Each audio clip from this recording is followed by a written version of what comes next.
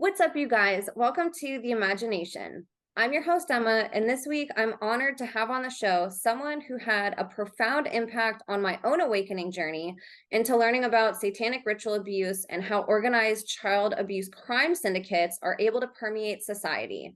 Introducing SRA and mind control survivor, man of God, father, husband, writer, and author, international speaker, podcast host, entrepreneur, farmer, military veteran, wilderness mentor, executive protection agent, transport specialist, chef for the homeless, market seller, and linen knight, Nathan Reynolds.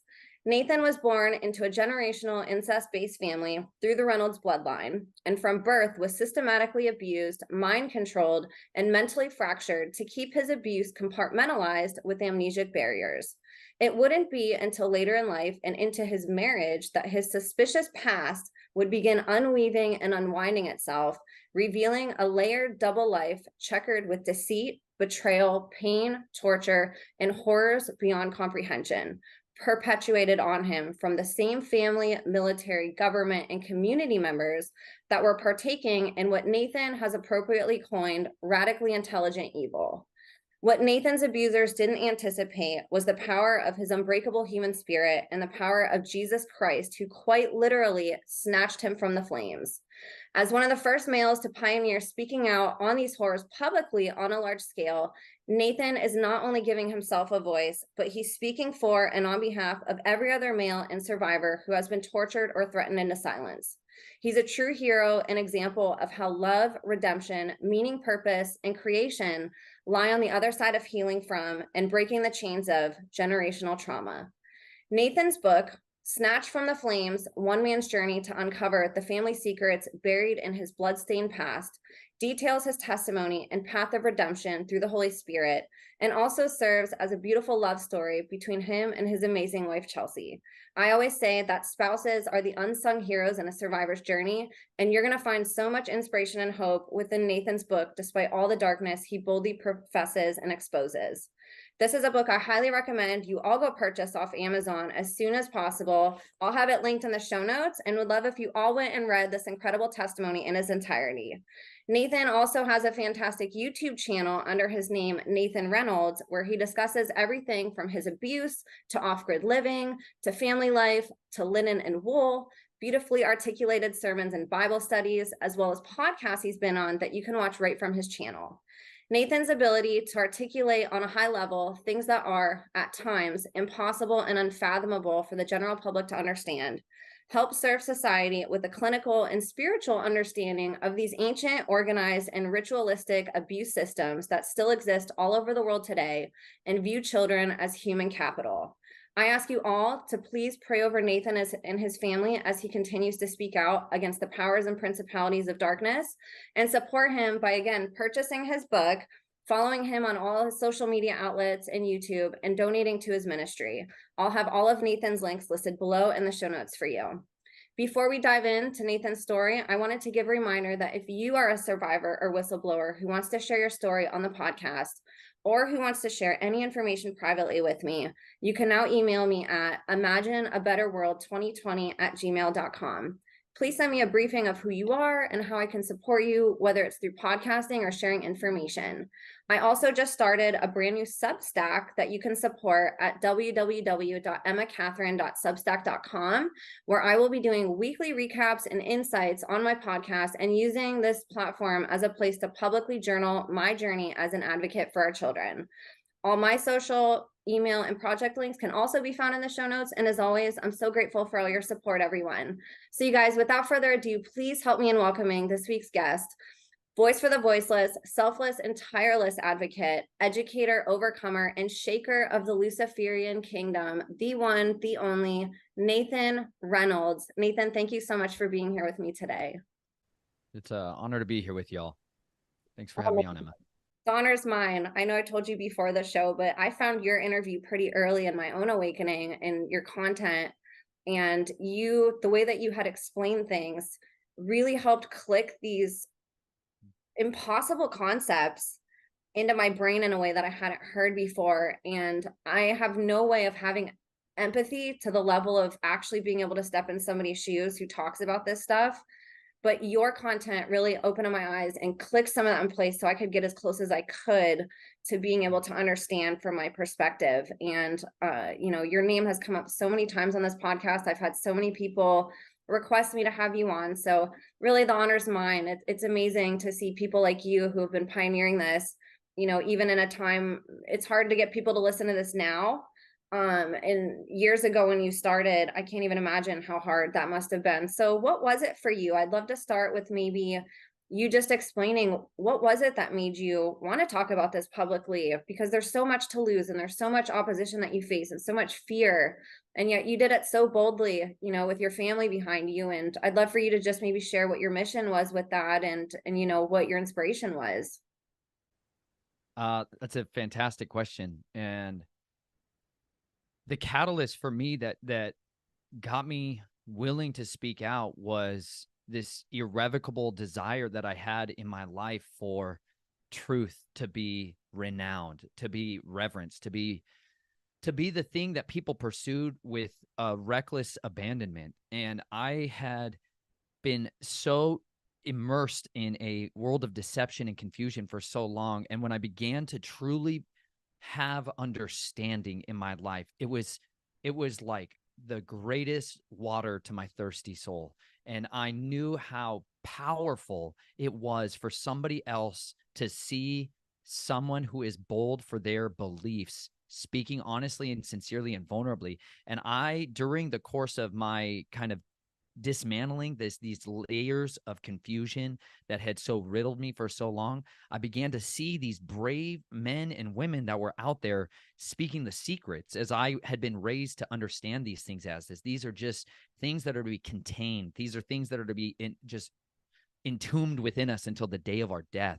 And I instead started seeing people like Russ Dizdar. And the first time I encountered this man he was as bold as a lion. Like there was like this actual tangible reality of seeing someone who was as bold with their words as they were with their actions. And it transformed me to see it destroyed the sissification that I had seen in Christianity and in this cowardice of complacency that I'd been raised up, a society that had neutered and castrated all of its men. And I wanted to be around and in the presence of people that had boldness in their beliefs. And so I started seeing that actionably taking place in the early 2000, in 2010, 2011, 2012, this kind of rising up of some of these people that came across my life. And it infected me with courage. And courage is, like, I try to tell people, that fear that you feel when you're contemplating maybe the opportunity to speak to somebody else about something that it's your deepest shame. It's so unimaginably vulnerable to expose to others and put them in the position of power over you to crush you. Anybody who had that first love in their life and they finally got bold enough to share it with the person they cared about, or shared it with the girl, and they're just like, and then they just got crushed to dust. And it's like, it's just that, but it's a generations of secrecy that has been entombed in the souls of these men and these women and these children.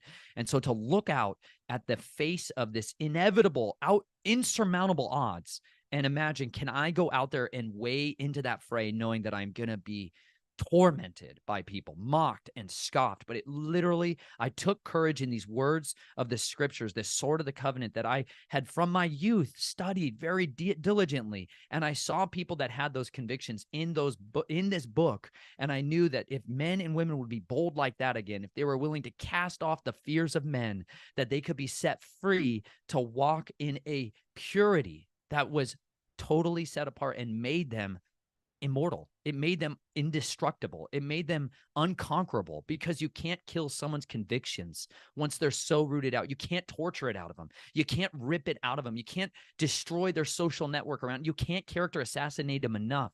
There's nothing that you can do to stop someone who has truth and love and conviction. It is indefeatable.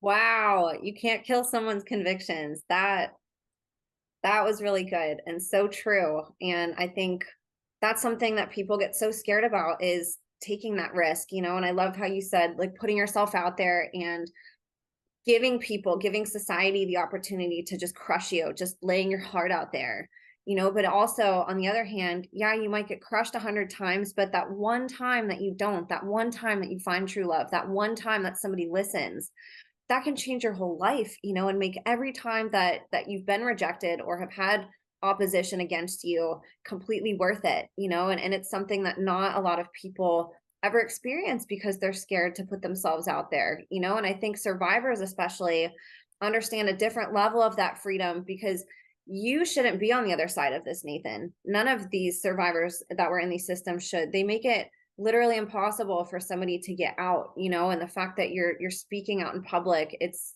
literally, you're a walking miracle, you know. But understanding that these people that are in these systems never get out, most of them, they're always entrapped in this control and this fake narrative that they have, and this part that they have to play, you know, for society, and then within their role in the cult system. And I think that that courage to break out of that and to say, no, this is me. I don't care if you step on it. Stepping on my heart feels better than containing my heart and having my heart be controlled and not having free will to express it, you know. And I, unfortunately, I think you have to reach really hard levels of, you know, darkness to see that sometimes. But I hope that your words really give hope to the person that's sitting on the other side of this recording, and make them reflect and say, gosh, like, what am I missing out on because I'm so scared to get my heart stomped on, because I'm so scared that, you know, my soul's going to be hurt from all the rejection that I get. So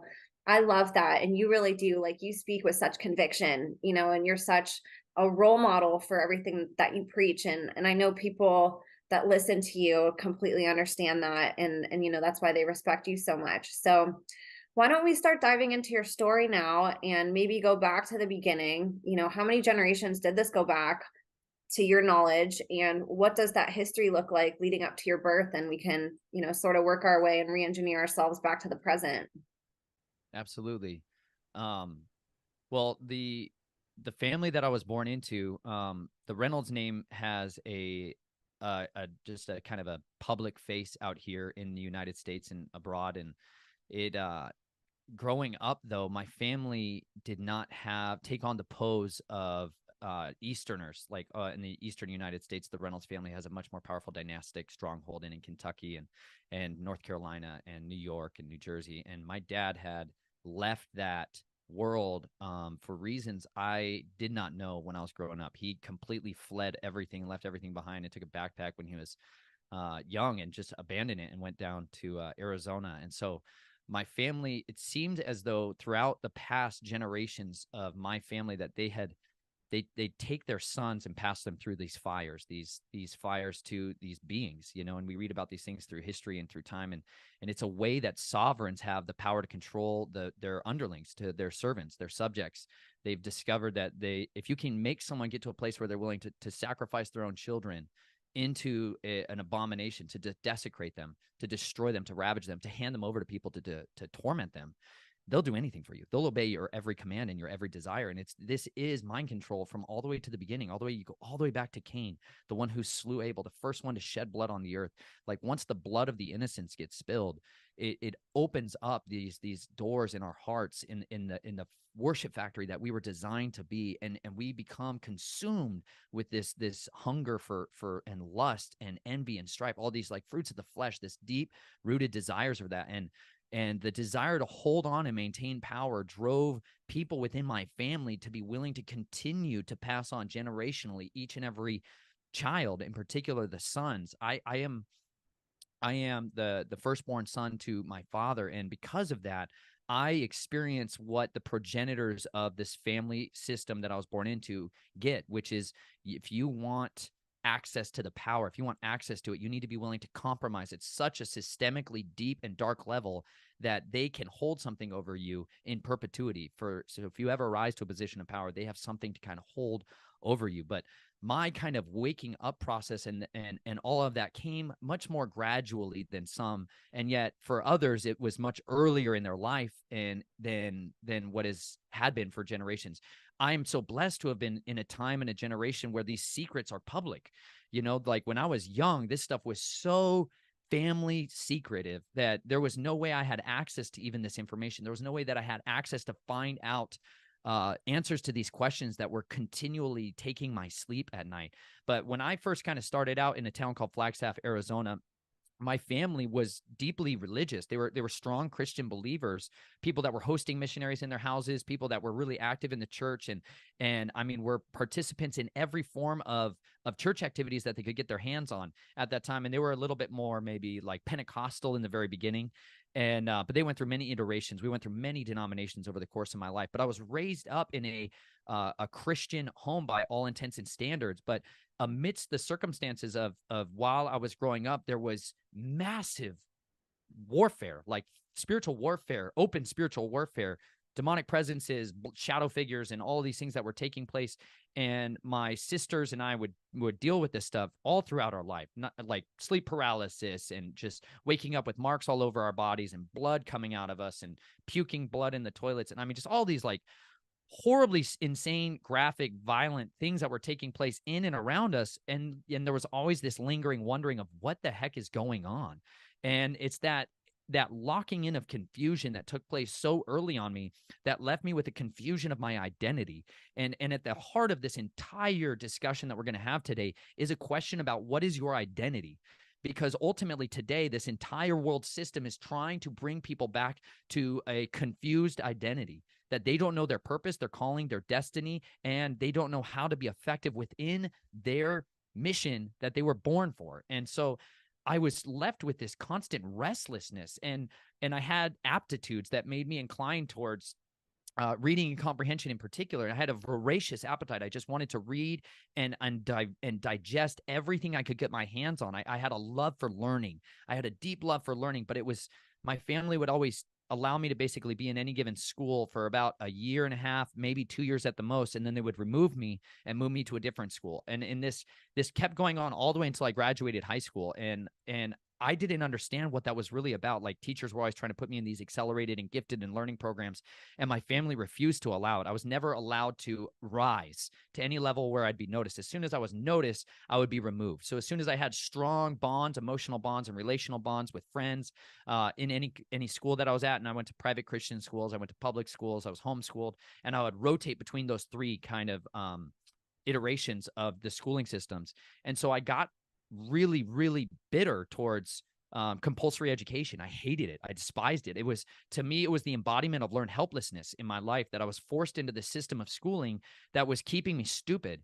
And teachers would advocate that I would be, moved up grades, and my parents would always keep me down and suppress me. And so I was not allowed to express any talents. I was not allowed to stand out. I was forced into this funnel of fogginess, this gray man lifestyle. And anytime I tried to be vulnerable and maybe speak out to somebody about pain and abuse that was taking place in my life, there was an immediate removing of our family. We would pick up and leave. Like halfway through my third grade year, my entire family just moved and went to this town called Sholo Pine Top Lakeside in Arizona, the White Mountains of Arizona. And I was just being basically perpetually frustrated, and this is the feeling that I think the majority of survivors battle with their entire life, is not understanding what the heck is going on.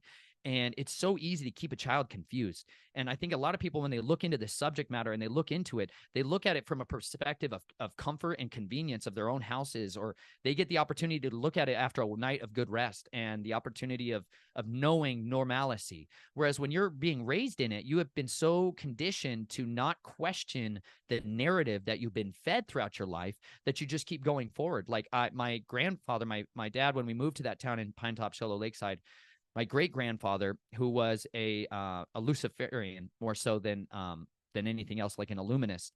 He was the former president of the American Society of Engineering out in New York City, helped to redesign the Statue of Liberty, and he was a really influential and powerful man. Well, my dad went out there and brought him back to move in with us. And when that happened, I started really suffering tremendous amounts of bodily abuse. And I started developing what was like I had this like vomiting at school all the time. When I would go to school, I would have these panic attacks, and they didn't call it that or whatever. I was just terrified to go to school in third grade. I just absolutely mortified to go to school. And every Wednesday in particular, I was always like, I wanted to go home. I would go to the nurse's station and be like, I'm throwing up. I would go and stand in the bathroom and puke up all this horrific stuff. And then I would leave, and they would send me home. And my mom was like, she would let me come home and she would never tell my dad. And it was like this really strange secret between her and I, that like I kept coming home from school and I wasn't going back to school. And it was like something was breaking loose in me at that time. And my family at the same time got a massive amount of wealth brought into their life. And so they they didn't really spend time diagnosing me in any sense of it. My family would not send me to psychologists or counselors or therapists.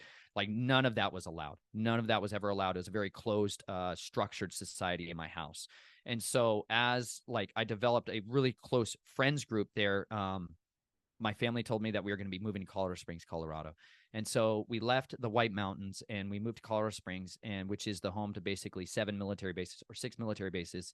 It is like the epicenter of kind of the military industrial complex and the like religious Christian non-denominational place. Like the president of the Evangelical Association, Ted Haggard, was there with a church called New Life Church. My family started attending this mega church, which is a whole new world. I went from going to a school, a 5A school in the middle of the mountains with cowboys and Indians and Mormons. It was the strangest little world, to private boarding schools with just, or private Christian schools where money and status and clothing was everything. And I just was I was ripe for the picking of bullies and everybody else because I was so insecure. I was so damaged goods in my own perspective of it that I couldn't actually, I didn't have any foundation. I didn't have any feelings of substance in my life. My relational understanding of who I was had been so eviscerated that I was confident more and more that I'm just here to basically be stepped on. And at the same time, I had this self-hatred and self-mutilation. And I became very active in self-mutilation and in cutting myself and torturing myself and self-harming because I was so numb that I was desperate for some kind of visceral feeling, some kind of physical mark on the outside of me that showed just the desperate destruction of who I was. I wanted something out on me that identified me as a ruined waste place. Like I was so unutterably filled with self-hatred. I hated everything about who I was and what I was here for. And at the same time, I had this hope that there was going to come a day where my life had meaning, where the substance of my suffering had a purpose. And yet I was still trapped within the confines of this cowardly system that wouldn't ever let me loose. And so I kind of kept going along and I went to that private Christian school for a couple of years. And then my parents homeschooled me my sophomore year. And that was really when everything took a change. My great grandfather died, who was like one of my abusers who was living in the home with me. He died. And when he died, that was really when there was this total desecration of my identity. And I came totally undone. And I just started leaving kind of the morality, all the morality that I once held to, the biblical standards that I've been raised with.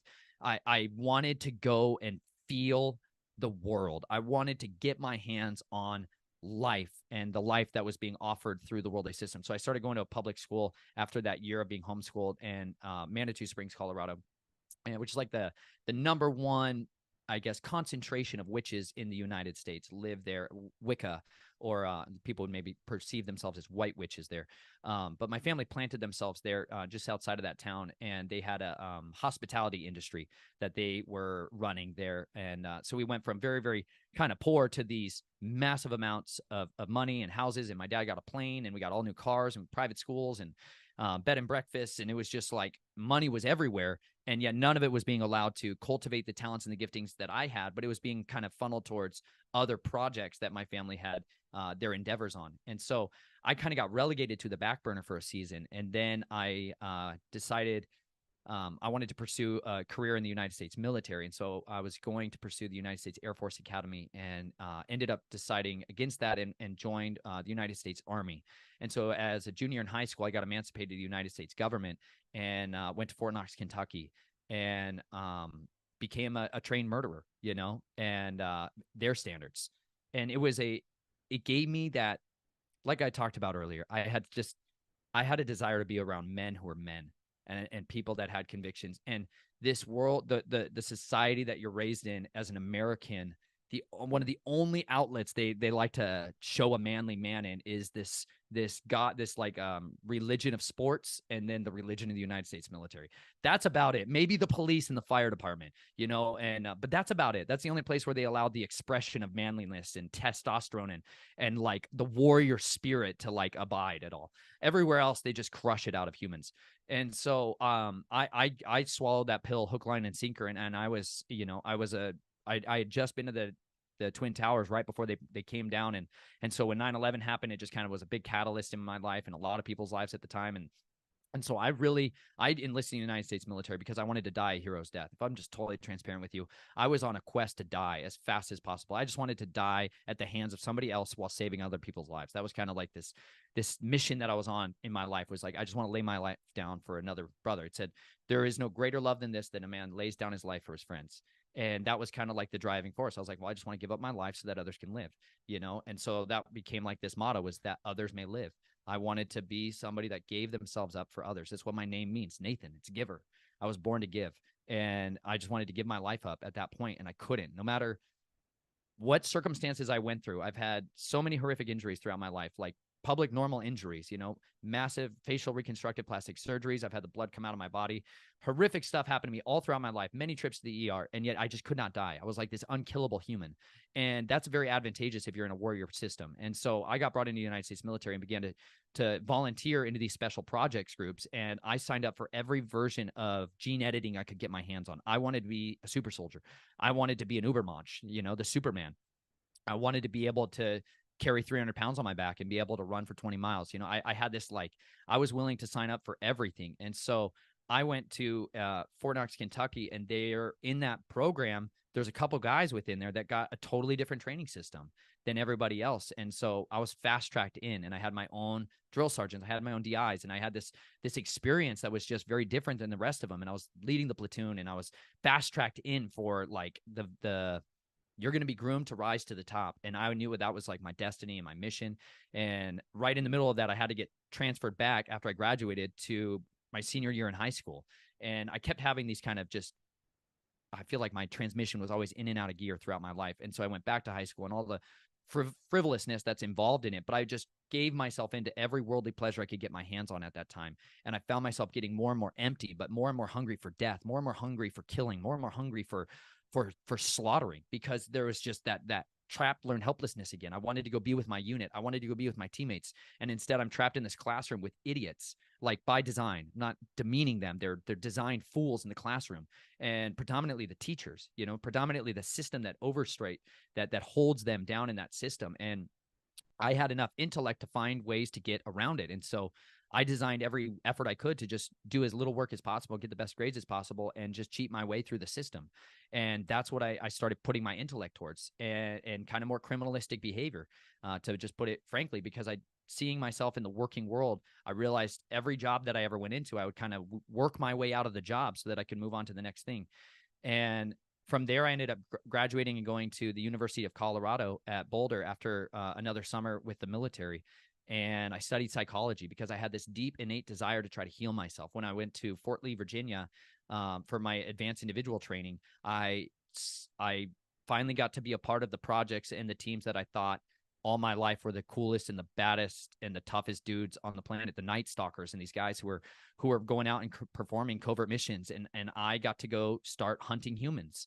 I wanted to kill bad guys, and I finally got the opportunity to get my hands in there with them. And I got to see at the same time this just same perpetual corruption that had plagued me throughout my life was even more infectious in that system. And it was like the death of my idol, to put it simply. I realized that the thing I'd been pursuing for so many years of my life, that I'd been groomed for and trained for throughout my life, came unglued. And I ended up basically disobeying an order in front of some very powerful people. And it ended it in a moment. You build your whole life to this crescendo of what you think you're like. I'm finally a man.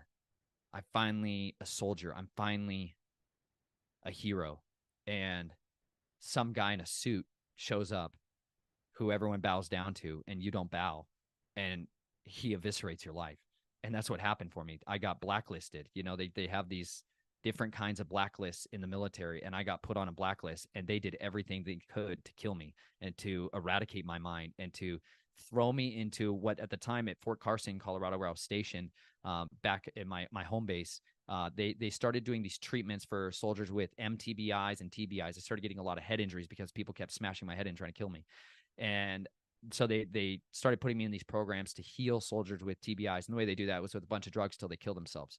And so this was just one of the worst moments in my life, because it led to, in the same course of time, about a week into it, myself and a great number of my teammates, they killed themselves, and they got put on all of these Ambien and all of these Provigil, a bunch of drugs. Basically, they put us on a bunch of mind altering drugs, and a lot of them killed themselves. And at the same time, I shot and stabbed myself multiple times. And in the course of bleeding to death on the outside of my parents' basement on Thanksgiving morning, I had this vision of my familiar spirit, this covenant keeper of death that I had utilized throughout my life to perform death, to smite the souls of men, to kill people with. And I knew he was coming to harvest my soul. And I saw this man, just a man, step between him and I. And he said, he's mine. You can't have him. And it was just like this overwhelming presence of authority that was so arresting. I had never witnessed authority as I did in that moment. I had seen men act like they were authoritative, but I had never seen total authority, like an absolute dictator, somebody who, when they speak words, law is given out. I had never seen a lawgiver in my life. I had never been around the presence of somebody who spoke with so much authority that everything in creation responded. And it immediately locked away in me an understanding that Yeshua, as I knew him, Jesus, truly was the one who had the authority over every principality, power, ruler, and dominion and authority. Like, he literally actually has the keys over death himself. Like, that was my prince of death that I had been loyal to throughout my life. And he could say a simple phrase to him and it turned him away completely. It annulled a contract, a covenant that I thought was indefeatable. And he did it in a single word. And miraculously, the Father was so merciful to me. I was able to stop the bleeding. I got flight for life to a hospital, and I was able to survive. And however, it became a very big public spectacle, and I was shamed and belittled to hundreds of thousands of people. It was Thanksgiving morning, so it was very big news. And this was kind of the setup for me to be mocked the rest of my life, to destroy, character assassinate me any other time in my life. They couldn't get me on. I wouldn't have sex with children. I wouldn't corrupt myself in a lot of these other ways that a lot of other people would. But for me, that was it. Let's shame him. And so that's what happened. I lost all of my friends. I lost the vast majority of my family. I lost so much in my life at that point. And I was just kind of this fragile person. I got honorably discharged from the United States military. I was just left this empty shell of a man. And they put me on 17 different medications. And they're like, you're going to fix you now. And I stopped taking them. I started going to a church in Lafayette, Colorado, that was called Flatirons Community Church. And they had a program there that was called Shift.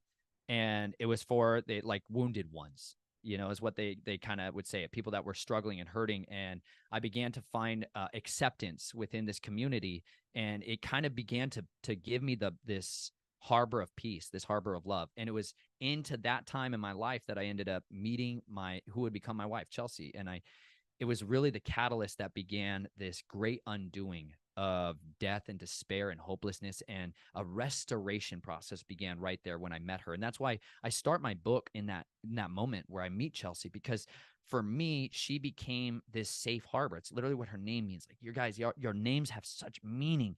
And I encourage you to study and understand your names. It's not just like the one your parents gave you. Like, you have a name and an identity that is so intimately tied with your purpose in this life right now, that's indestructible.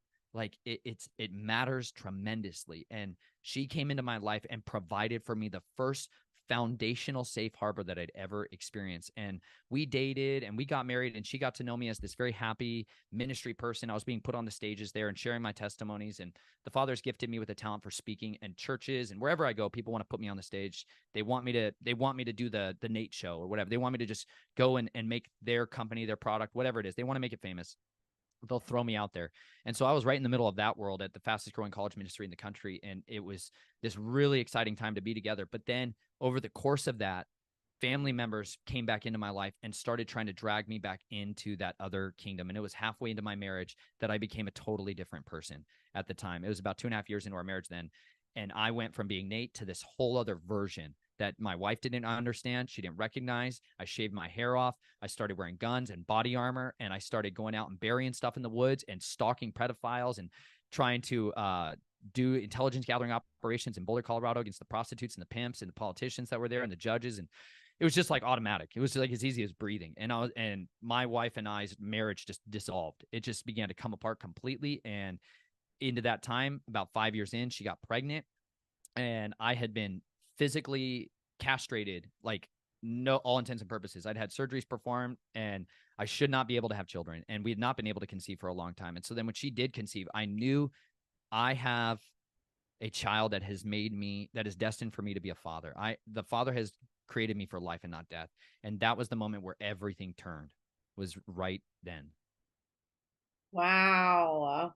There's so much to unpack with all of this. It's amazing just how many lifetimes somebody like you lives in your own lifetime, and you're so young, and it's like you've lived 100 lifetimes just in your short life, and understanding just the vastness of how planned this is, that really, before you're even here, they have these pathways that are potentially set for you. And then they seek talents that they can exploit of yours to go on a path, like you said, that's not your holy destined path that you were born with as a child of God. It's a path that's inverted, that they can then take those beautiful gifts that God gives you and turn them inside out and use them for nefarious purposes. So I know that you were the firstborn son, so obviously that's significant. How did they choose, or what was it about you that got you into this pathway that they put you in? What were the talents that they found, and why were you chosen to go into these assassination, Delta programs versus maybe another pathway? I have a form of memory retention that's very vivid. It's not eidetic. Eidetic is people that say they can look at something and remember it forever. They can look through a book and remember everything they've read. It's much less common, but I have a form of memory retention that allows me to see things and retain information in a really fast way. And when I see something, experience something, I can mimic it. I can iterate it really quickly. And so anytime, basically, the grooming procedures that take place in families like this it's like a finders program, is the best way to elucidate it. And any of you, I encourage you, go look up the finders programs that have been brought to light over the past few generations, and whether it's in the Boy Scouts, or whether it's within a Freemasonic organization, or whether it's in a corporate structure, or whether it's in the Salvation Army, there are Red Cross, or like the Peace Corps. There's so many different finders programs that are out there that are talent scouts, people that are looking for particular kinds of aptitudes and talents within children or within teenagers and adults, that are trying to recruit people into this broader family, this great family, or this great network that has so readily built up this society. But my proclivities and my talents really got expressed early on when my mom rented a VHS tape at the library of like a martial artist. It was the first time I ever watched like a martial arts thing. My mom was homeschooling us at the time with my two older sisters and a variety of other children. And she went to the library and got this book, and they started showing all these different throws and these different roles. And that night when my dad came home, I performed those like immediately. And so as soon as these kind of aptitudes towards martial arts began to be expressed, it was like I got brought right into these little training circles for like Filipino martial arts predominantly, and Salat, and like short people arts, and there's no other way to say it. Like there's specific kinds of martial arts that are geared towards women and towards children. And so that's who I ended up kind of getting brought into that for. The other big aptitude that I had was specific markings on my body at the time of my birth and my youth, and or when I was very, very angry or upset, that would express themselves. And they believed they were the mark of Cain. They held a tradition that there are harbingers of people that carry the mark of Cain still physically, bodily on the earth. And whenever that's identified, they get just brought in. And so though on paper, I may be the firstborn son of my father, there is a great fogginess surrounding all the areas of parenthood and heraldry and a lot of that stuff on my side of the family.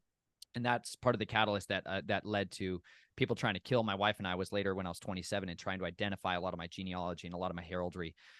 that led to people coming out and trying to kill my wife, who was pregnant with my daughter Naomi at the time. So those were some of the talents in particular that I was expressing that made me desirable, maybe more so than just somebody else. They realized I could be a good records keeper mentally and internally for people's secrets and blackmail, and that my aptitudes for communicating and talking with people could make me. I could pose myself as a different age person anywhere I went. I could get along with somebody that was 50 just as easy as a 5-year-old. And so they began to train me and groom me towards being able to be an extortioner and a blackmailer within the family.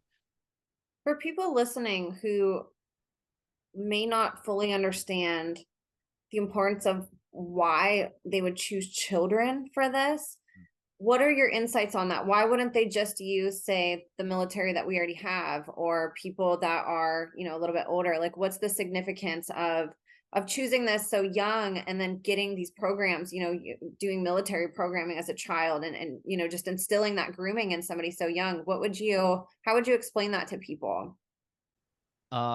Children have been used as soldiers from the antiquity of time, and it's only in modernity that we have had an artificial extension of adolescence, and that came by design through the systemic dumbing down of our society through the education system. Children have not been children like we think of as today, except in modernity in our culture. You go all over the world. I went to Afghanistan just before my wife and I began to date, and I got to see what people call children working, laboring, serving their families, diligently providing what they need. I saw shepherd boys. Okay, let me just say that was the thing that just like blew my mind and changed me forever to understand how the rest of the world views children, and they have the right attitude and perspective of them. They train them up as if they're humans and adults, not just some kind of infantile thing that needs to be shoved in a junk drawer called a classroom for the rest of their life. And they did not raise their children to be stupid. They raised them to be competent and capable. And it enabled them to be participants in the society just as much as an adult, because a 12-year-old boy is exceedingly capable of doing incredible acts of heroics and physical merit and strength, way more than a guy who's 45 in a lot of ways. And so they don't waste that. Like, part of the understanding that our society, the mass society, does not get raised up with, they don't get access to maybe the knowledge base, is to look at their children as intentionally hardwired, built to learn immediately. They are able to do and grow and understand instantly from when they're born in the womb, right? They understand life begins at conception. Like, they actually believe that. Now, they might have agendas that try to dissuade people and convince them to chemically castrate and kill their babies immediately for the idols of or for the fear of men or the fear of lack or their careers or whatever else they sacrifice their children to. They have an understanding that you should train your children up immediately. As soon as they express talents, you provide for them the ability to express those talents in a way that fulfills the family's needs. And so when I was 27, what began to really unravel with so much of this was those missing pieces began to really come into grips. I began to hear people like Russ Dizdar, like I shared earlier, who was speaking all these secrets about mind control. He wrote a book called The Black Awakening, which is now $2,000 on Amazon because they're trying to price restrict it so people don't have access to this information. But it was the rise of the satanic super soldier. And he, in that, was dismantling these assassins. He was dismantling these child assassins and how these mind control operations were profiteering off of child exploitation. And as my wife and I, we ended up going to a conference in, I think, 2014 down. It was called Prophecy in the News Conference in Colorado Springs, Colorado. I wanted to hear Russ Dizdar speak. I had seen him on YouTube and online for so long, and I wanted to see him in person, like see he's a real living human being. And he's not dead. That was just like this. He was just his living witness, man. He's a living stone. You're like, you can't kill a stone. They're really hard to kill. And he was like that. He was this guy who's just like, he was ferocious. And he was standing on the stage and he was talking about all these witches that were in the room right now. And they're going to be doing curses and all this stuff. And he was like, I'm not afraid. Like, because like he just had this boldness to just call everybody out in the room and all their agendas that were taking place. And that these people are here to curse me. They're here to curse you. They're here to add confusion. And my wife at the time was sitting there like, oh my gosh, because for her, she did not come from this world. She didn't come from this background at all. She also had not watched a lot of Russ Dizdar. I was like all into this stuff for years, and I was like closet style. It's like when some of you guys wake up to these conspiracies and you never tell a soul. You're like, I'm not telling anybody. I don't want them to know I know. You know, you're like scared. You're like, I don't want them to know my search history. I don't know. You're trying to go through all these links, and you're like, I don't want anybody to know it. I was like that then. I was like, I never had a YouTube that I logged into. I was like using Tor and I was like going all through the dark web to try to look at this. Oh, it's just so ridiculous. But it's just fear, it's just fear. We got a culture of fear in our society, and fear is a sin. And we got it. Literally, you have to murder it out of your life. You have to strangle it and hold it under the water until it dies. And then when it comes back from the dead, you just got to crucify it again. And when it comes back, you got to beat it to death. That's fear in our society. And instead, they've engineered a society that just fuels fear. They play on our irrationality instead of raising a society of rational humans. They've trained us to be irrational, and then they profit off of that. But she was in this room, and it was called, I think the title of his talk was called The Satanic Infiltration of the Church. And Chelsea saw the title and was like, I do not want to go to that. And I was like, that's why we should go. That's why we should go. And in that conference talk, he was talking about these witches that were active in the room. And he talked about the assassins that are in the room. And he's like, they'll have blades strapped to their chest. And Chelsea like looked over at me, and she reached over and touched my chest. And I was like, had knives strapped to my body. And she was like, what? And it was like, for her, there was like the realization began to happen to her so fast right there in that room. And for me, I was just like this, just overwhelming. Like I could have cried with relief because somebody had seen my identity. Somebody had witnessed me and not been afraid and not run away and not shamed me. Somebody had identified me in a crowd, had spotted me. And I was happy about it. All the rest of my life, it was like, be background noise. Don't let anybody see you. Like just pop in and pop out. Just like I'd been so trained in these grade protocols for so long that like suddenly it was like there was a spotlight on me, and it was like peace. And I was like, this is the greatest thing I've ever known. My wife has connected with a part of my identity, and she's not left the room yet. Now, she did leave the room soon after, but she went to the bathroom, and in the bathroom, she goes to the bathroom, and these ladies in there, so ridiculous. She goes to the bathroom, she goes to the sink, and there's this woman who's standing at the sink. She's got it like full of like clogged it and full of water, and she's doing like these sigils and curses in like the soap and the smoke, and the fog. She's watching this lady, and she's like, oh my gosh.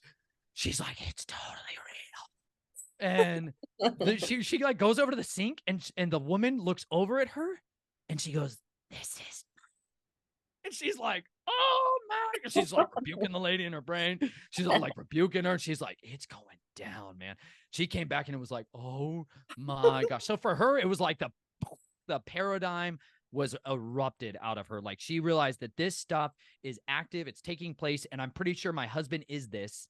And now what? Like now what? He was describing runners and all the rest of us. And I had a job at that time.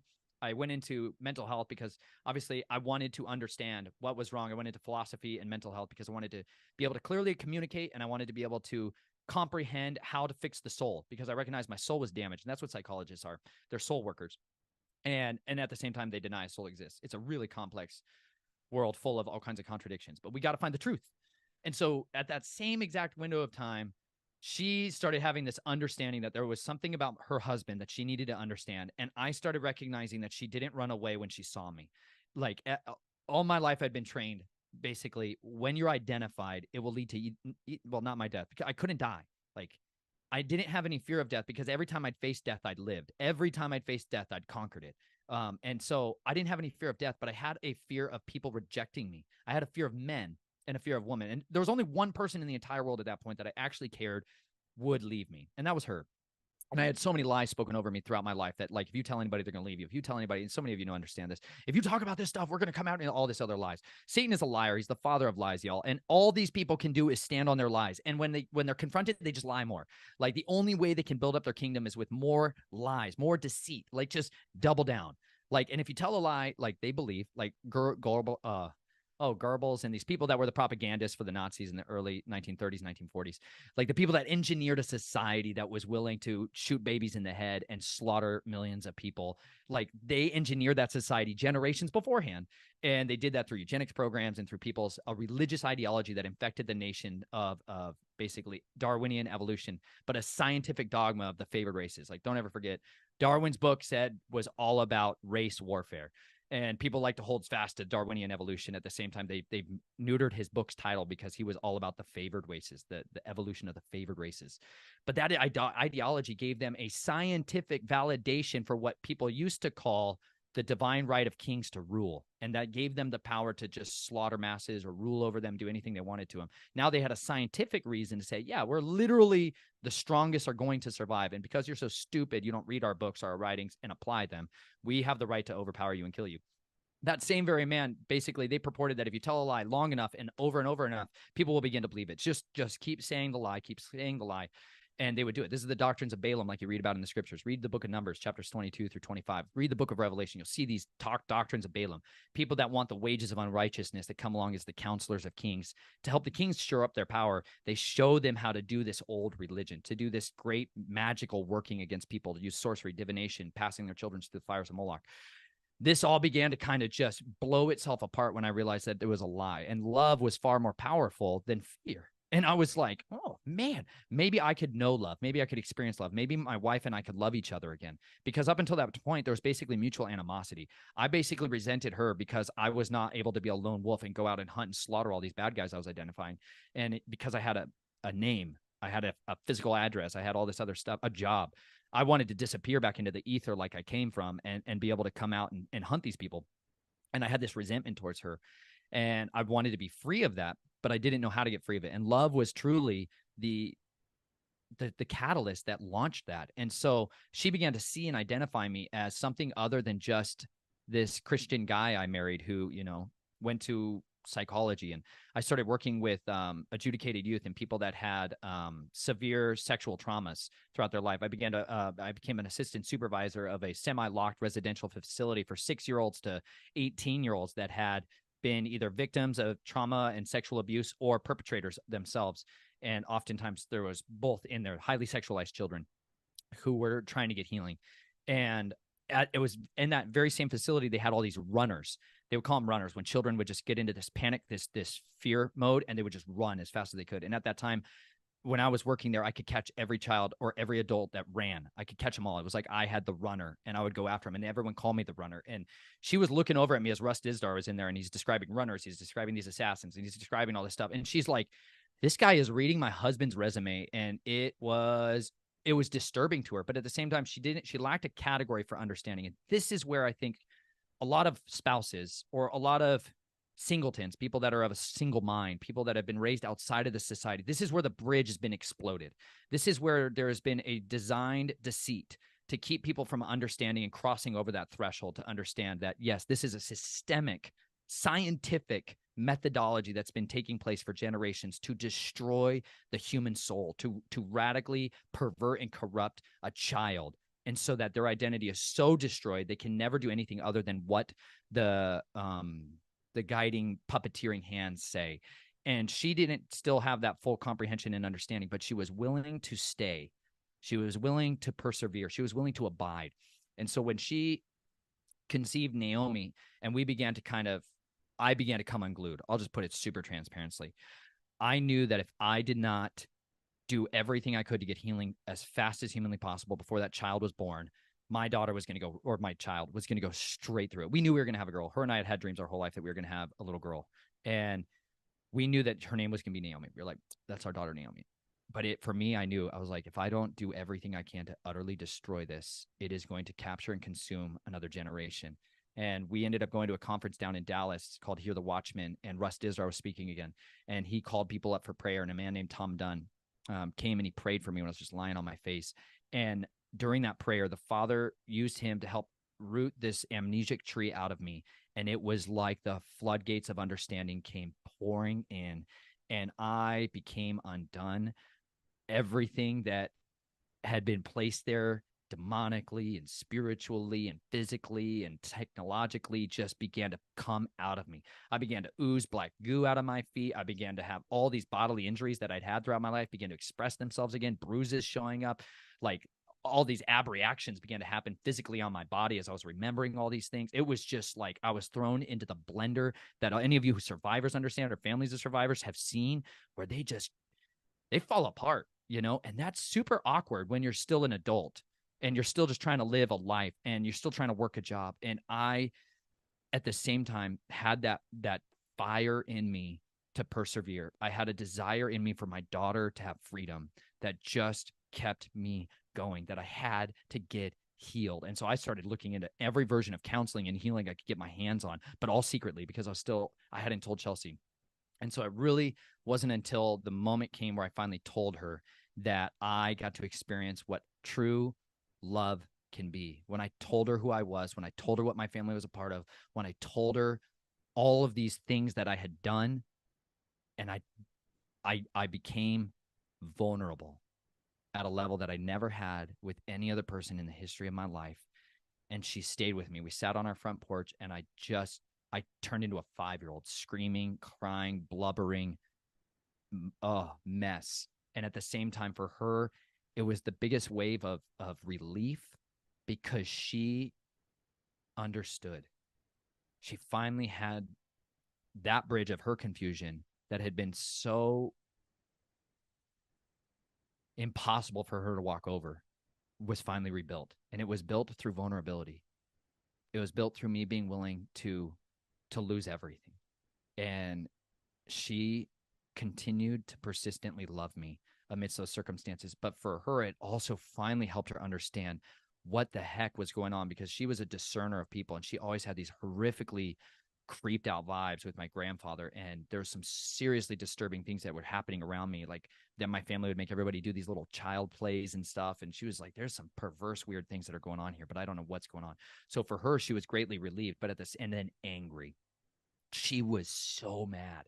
She was so mad. And my wife is like, if you guys watch our channel and our video for years, like, people don't see Chelsea as angry, like, ever. They're like, she's just this, like, oh, she's so loving and sweet and all the rest. Yeah, she's a bright However, light. she is like, got this, like, y'all, my wife can burn the earth down with her mouth. I'll tell you what, man, there ain't nothing like a woman's love and her tender, loving care towards her children.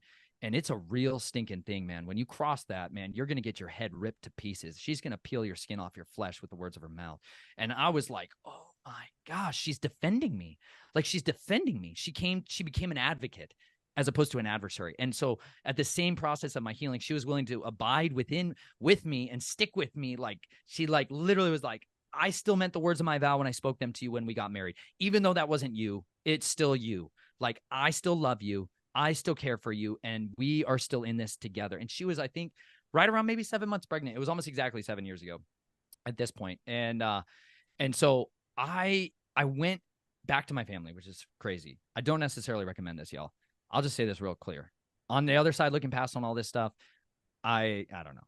This is one of those decisions that you wrestle with when you're not in that like total kind of panicky, fearful state. But I had this passionate love for them. I began to like get healing for these areas of my life. I began to kind of deal with the dissociation and deal with the trauma pockets and start getting healing into these different physical areas of my brain.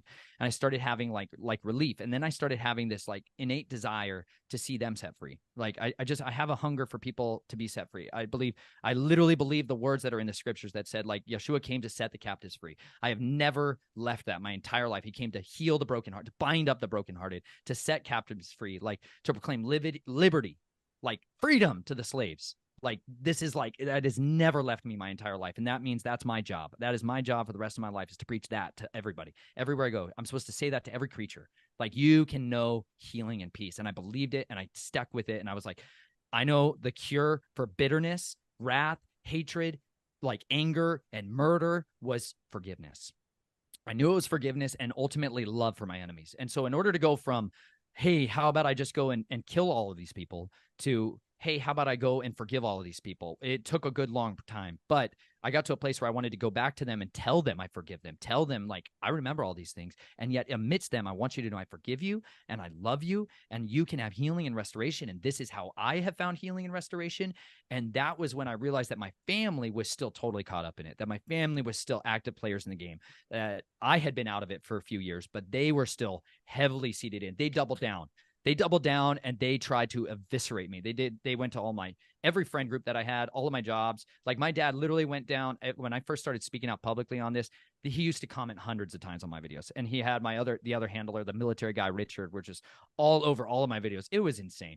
I started trying to to talk to these people about it, but they tried to bury the secrets even more, which just kind of fueled me, honestly, in my pursuit. When I find corruption and or anything else, and somebody tries to stifle it, man, it's just like fuel in the fire.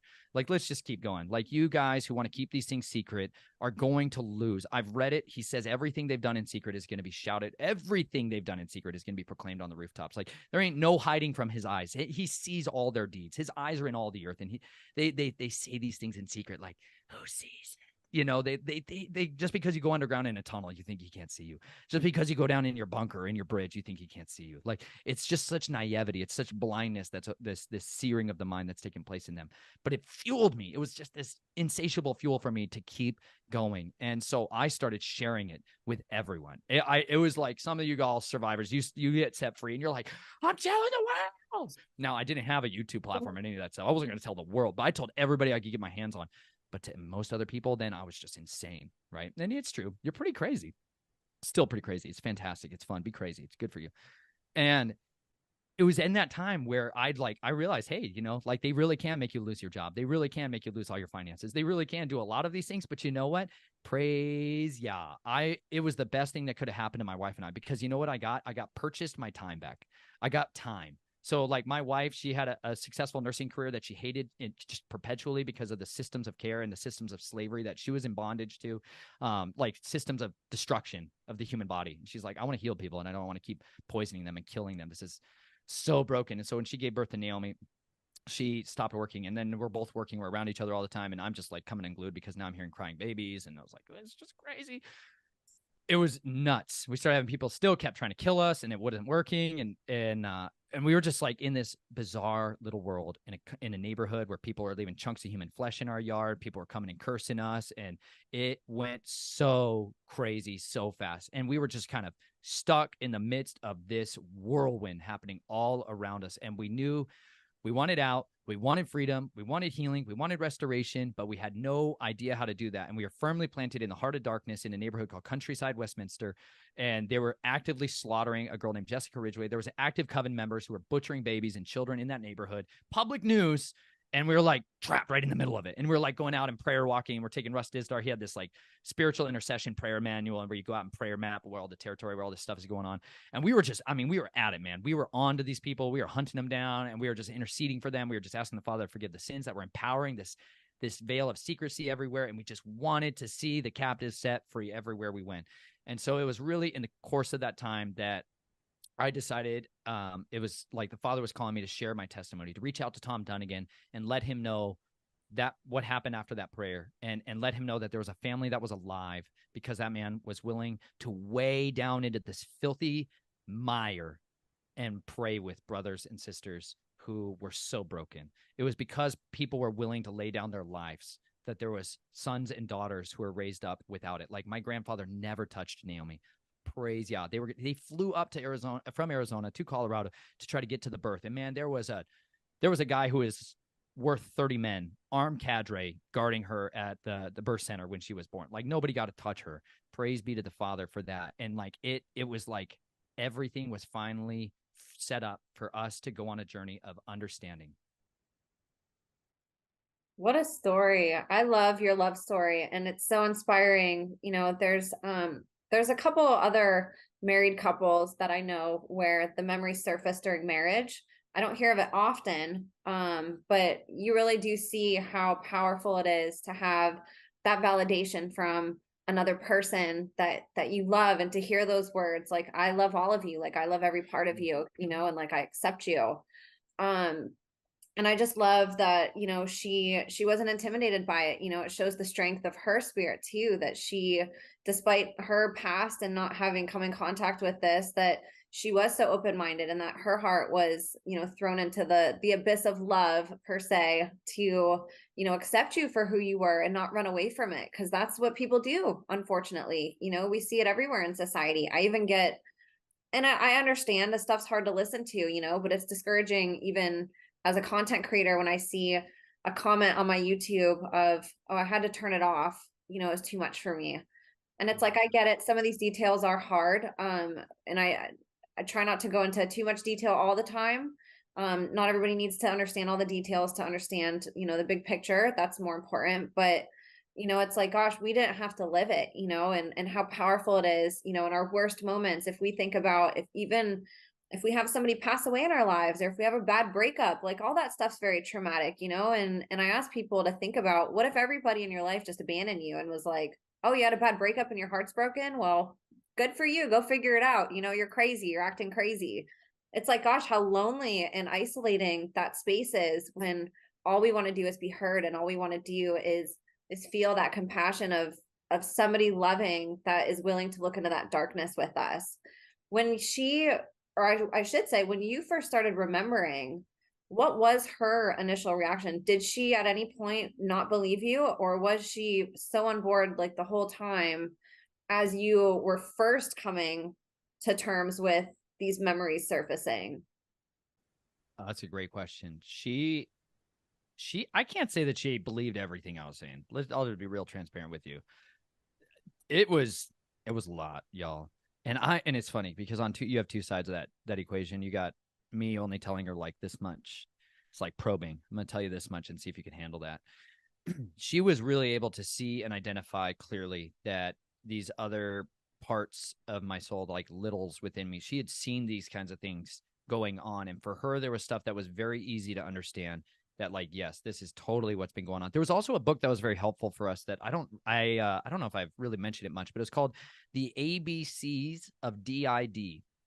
And it was like a PDF, and I'm sure it's still available today. It was put out by a ministry in South Africa, and it was predominantly, I think, written for counselors or pastors and people that are like in ministry fields that were encountering survivors, and that they're like, I don't know what the heck this stuff is. Like most pastors in seminary, they're never told anything about what the Bible says, unfortunately, in regards to all of this, because this stuff has been going on forever, y'all. And the Father didn't leave us without understanding. He loved us so much that he gave us this living word and this testimony. And like you were just even talking about a moment ago, people that say in the comments, I just had to turn it off, it was just too much for me, all the rest of that, it's because like even great Christian people that are lovers of the word, our Bibles have been so um diminished from some of the capacity of information that used to be there. Like if you go back to the 1611 King James Bible, there's all these other books that were in there. Like one of those is the Maccabees, these books of the Maccabees, which was the time after Malachi, and where there was this abomination of desecration. King Antiochus, the Greeks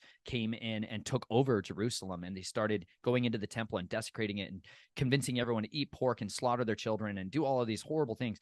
During the course of those events, if you read those books that used to be in our scriptures, there are such detailed accounts of the most horrific satanic ritual abuse and torture, like graphic details of torture that you read about in the book of Hebrews. Like it talks about these heroes of faith who were sawn in two, who were torn asunder. Like you're like, where are all these accounts? They're in these other books that had been in our scriptures, that had always been in our scriptures, that were then ripped out because they showed, they validated, they endorsed what radical intelligent evil looks like when it puts on human flesh and skin suits and begins to exercise its dominion and its authority against the sons and daughters of righteousness.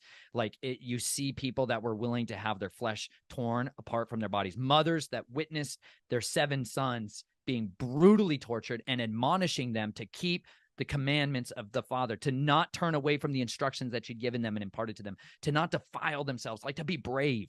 Like you see these accounts of men who are brave and women who were brave and who are willing to stand up in the face of insurmountable odds and lose everything and not give in to the commandments of liars, like Moses' mother and father, who were like, they feared the Father more than they feared the sovereign's commands, the king's commands. They're like, you know what? Better to not slaughter my own son and to entrust him to the Father. Like there's these amazing accounts in the scriptures, but so many people won't even look at it. Like you said, they turn away from it. And I had to go into detail at times with Chelsea and say things to her that were so horrific. Like you guys think you hear some stuff because you watch survivors' accounts on YouTube. Like you have no comprehension of the level of visceral feeling of what it's like to sit in the room with another human being who comes completely unglued and shares with you vivid details of something so egregious as to watching children being being consumed by their own parents. Like you can't even comprehend what that's like, because you think you experience it through these black mirrors that we're communicating with. You don't understand what it feels like physically feels like to be in the presence of somebody like this. And so it's easier to insulate yourself with distance and to dismiss, to be like, I'm not going to even accept that as truth, rather than to just weigh into it for a minute and sit there and abide with somebody who's coming undone, like somebody who's just coming out of a car accident, and they're frantic, and they're confusing, and they don't talk right. And you're like, yeah, because they're going through something bodily and mentally that is so beyond their capacity to communicate. But she was willing to sit there and at least stay with me. And she didn't understand it. She didn't quite comprehend what was going on. And the complexities as I shared more and more with her, and she didn't reject me, as I shared more and more of what was actually happening and more what had happened, and I began to pull out like the military records, and I began to pull out like the picture albums, and I began to show her some of these witnesses, it began to help her understand, okay, this definitely happened to my husband, but I don't totally get everything that happened. I don't understand it. It's not that she necessarily believed it either all the way, but she didn't reject it, and she didn't mock me or belittle me. However, we are promised that people are going to mock us. We're promised that people are going to treat us like this, because we designed a system that socially engineered us to put the outliers back into the herd. Like we were raised in schools that taught us, if you're the outlier, you go do whatever you got to do to socially eradicate that person until they come back into the fold. Like people have been trained to do that. It's not innate. It's not like this in other societies and cultures. This was by design. They knew the witnesses are coming forward. Like, can I just read something really quick? It's Isaiah 65. Please. Like there's these prophecies, y'all, about survivors that they're going to come out in the last days, and they are literally to be the witnesses to the nations. Like you were born to go and share your testimony to the nations. It's literally what you're here for. If you've survived, I know a lot of them didn't. Like I know a lot of brothers and sisters that died. I know lots of them just gave up. I know they quit. I would have. I wanted to die so much. I wanted to die. But you know what? I was preserved. And if you're alive and you're hearing this today, I don't care if you're 80 years old or you're 8 years old, like you have to be willing to lay your life down and speak the truth. Speak the truth no matter what it costs you, because in a society of deception, the telling the truth is a truly dangerous thing. But that's awesome. We should be excited to step into danger. We should be eager to embrace dangerous situations, because you know what? It's more dangerous for you to get in the car and drive to the store than it is for you to speak the truth. It is inherently, statistically. They can't kill us all, y'all. There's tens of millions of us, and there's more every single day. But you know what's so beautiful is we outnumber them on such an impossibly high numerical order that they are terrified of us every single day of their life. There's a reason that kings go to sleep and tremble, because you know what? The Father can send a dream to Pharaoh in a night, or Nebuchadnezzar in a night, or Nimrod in a night that dismantles them completely. And he does that all the time. He will send them dreams and visions of their destruction. And you know what? It's inevitable. It's unstoppable, because the word of Yahweh can never be broken. And so when he sends these judgments against them, they know the day of Yahweh is unavoidable, and they're going to try to see the mountains themselves to cover them. They're trying to bury themselves in and insulate themselves from the impending doom.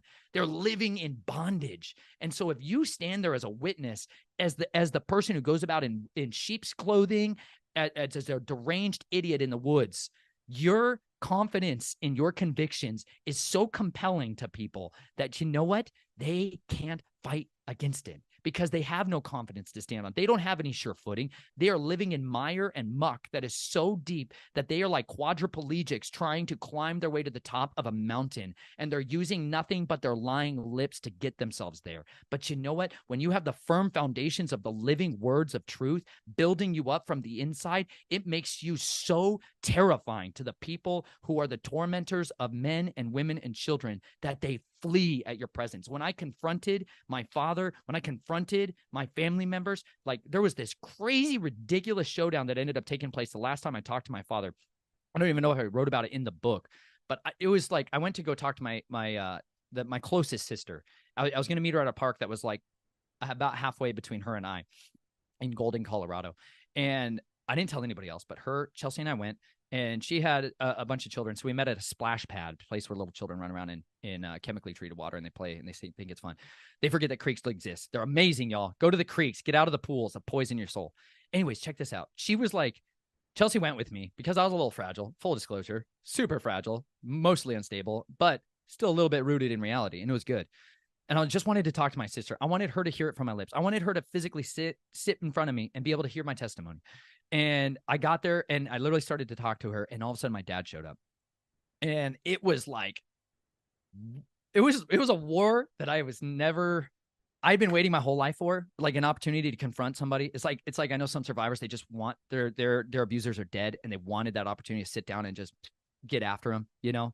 And I had never in my life felt the power of what they call the Holy Spirit, like the spirit of truth that leads you to remember all the things that they said. Like if you read this book, it's a living book that comes into you and it changes you.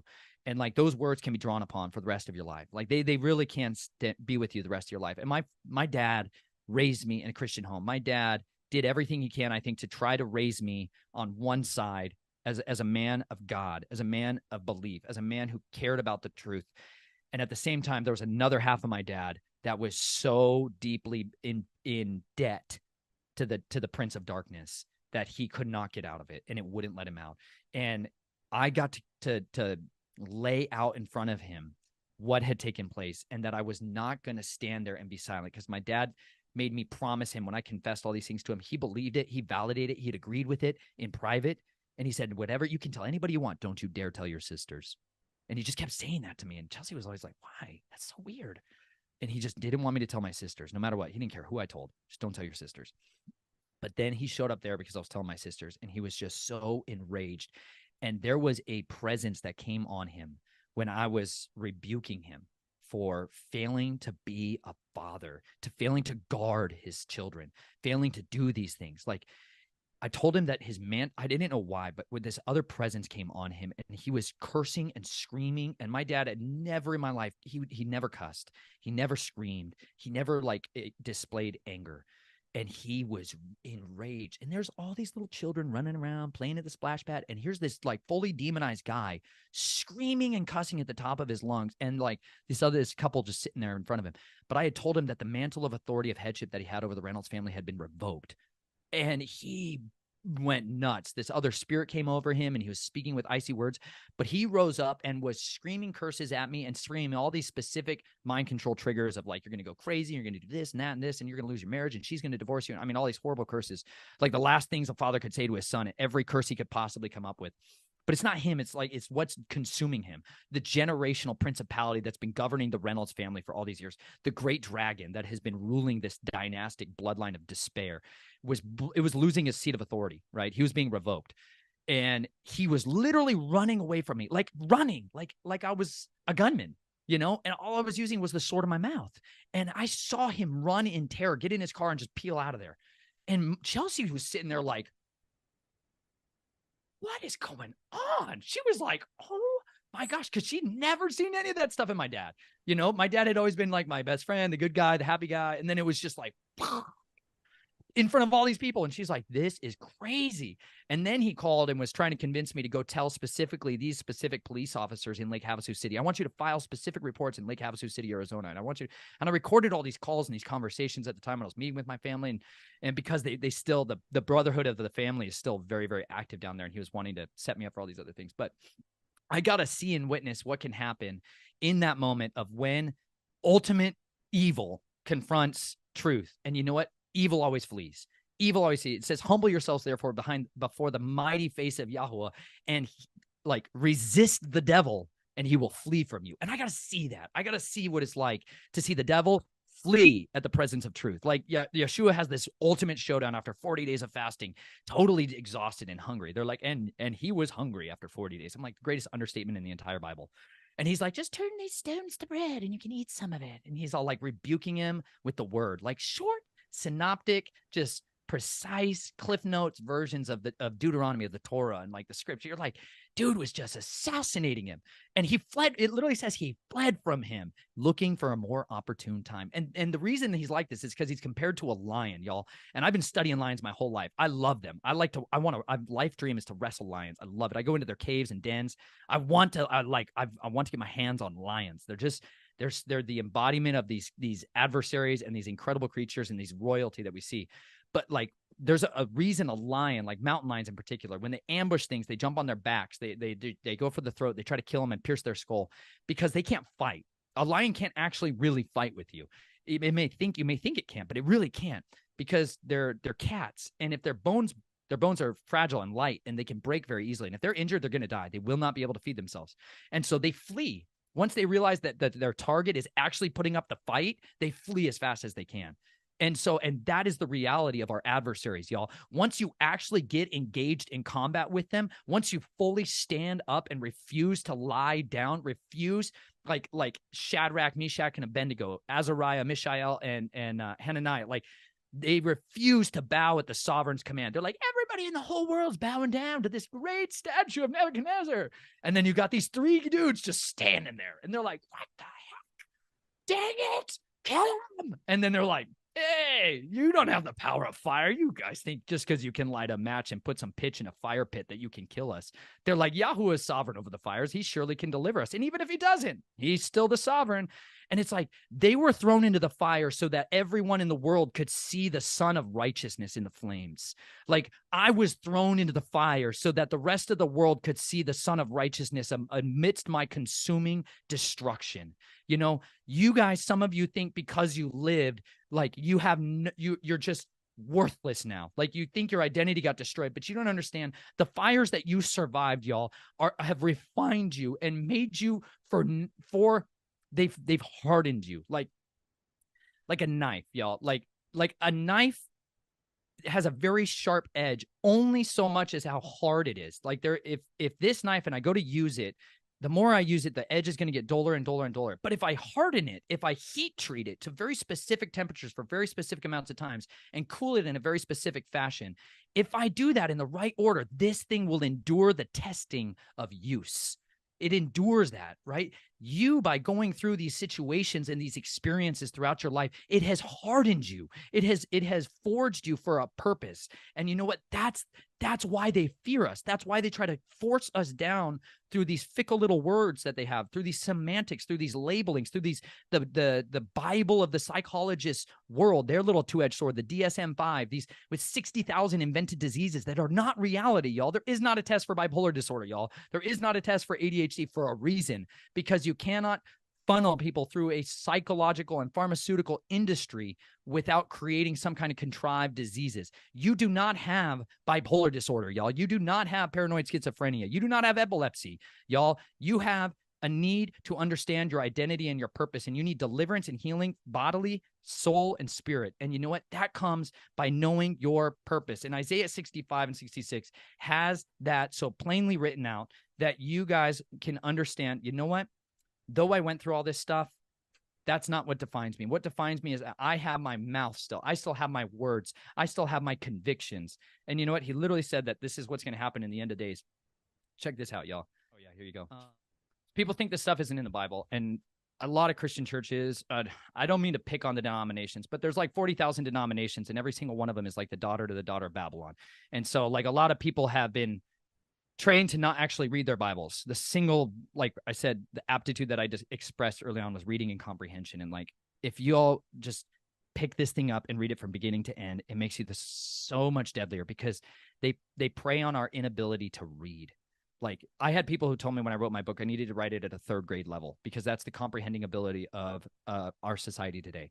Like this is professional editors and publishers. They're like, you got to write it about a third grade level for somebody to be able to read your book. And that just sat like a lead brick in my stomach, because this is not reality. We had to get trained this way, but you know what? You can train yourself out of it, and it's by discipline and by diligence. And here's what Isaiah 66 says. I'm going to read a chapter of the scriptures, because you know what? You all need it, and I need it too. Thus said Yahuwah, the heavens are my throne, and the earth is my footstool. Where is this house that you build for me? And where is the place of my rest? And all these my hands has made, all these that exist, declares Yahuwah. Yet to such a one I look for, on him who is poor and crushed of spirit, and who trembles at my word.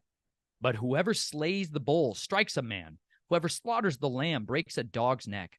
Whoever brings a grain offerings, pig's blood. Whoever burns incense blesses an idol. Indeed, they have chosen their own ways, and their being delights in their abominations. I shall also choose their punishments and bring their fears on them. because I called, but no one answered. I spoke, and they did not hear. And they did evil before my eyes and chose what was displeasing to me. Hear the word of Yahuwah, you who tremble at his word. Your brothers who hate you, who cast you out for my name's sake, said Yahuwah, be esteemed, so that we see your joy. But they are put to shame. A roaring sound from the city, a voice from the Hakal, the temple, the voice of Yahuwah, repaying his enemies. Before she labored, she gave birth. Before it came pain to her, she was delivered of a male. Who has heard the like of this? Who has seen the like of this? Is a land brought forth in a day? Is a nation born at once? For as soon as Zion labored, she gave birth to her children.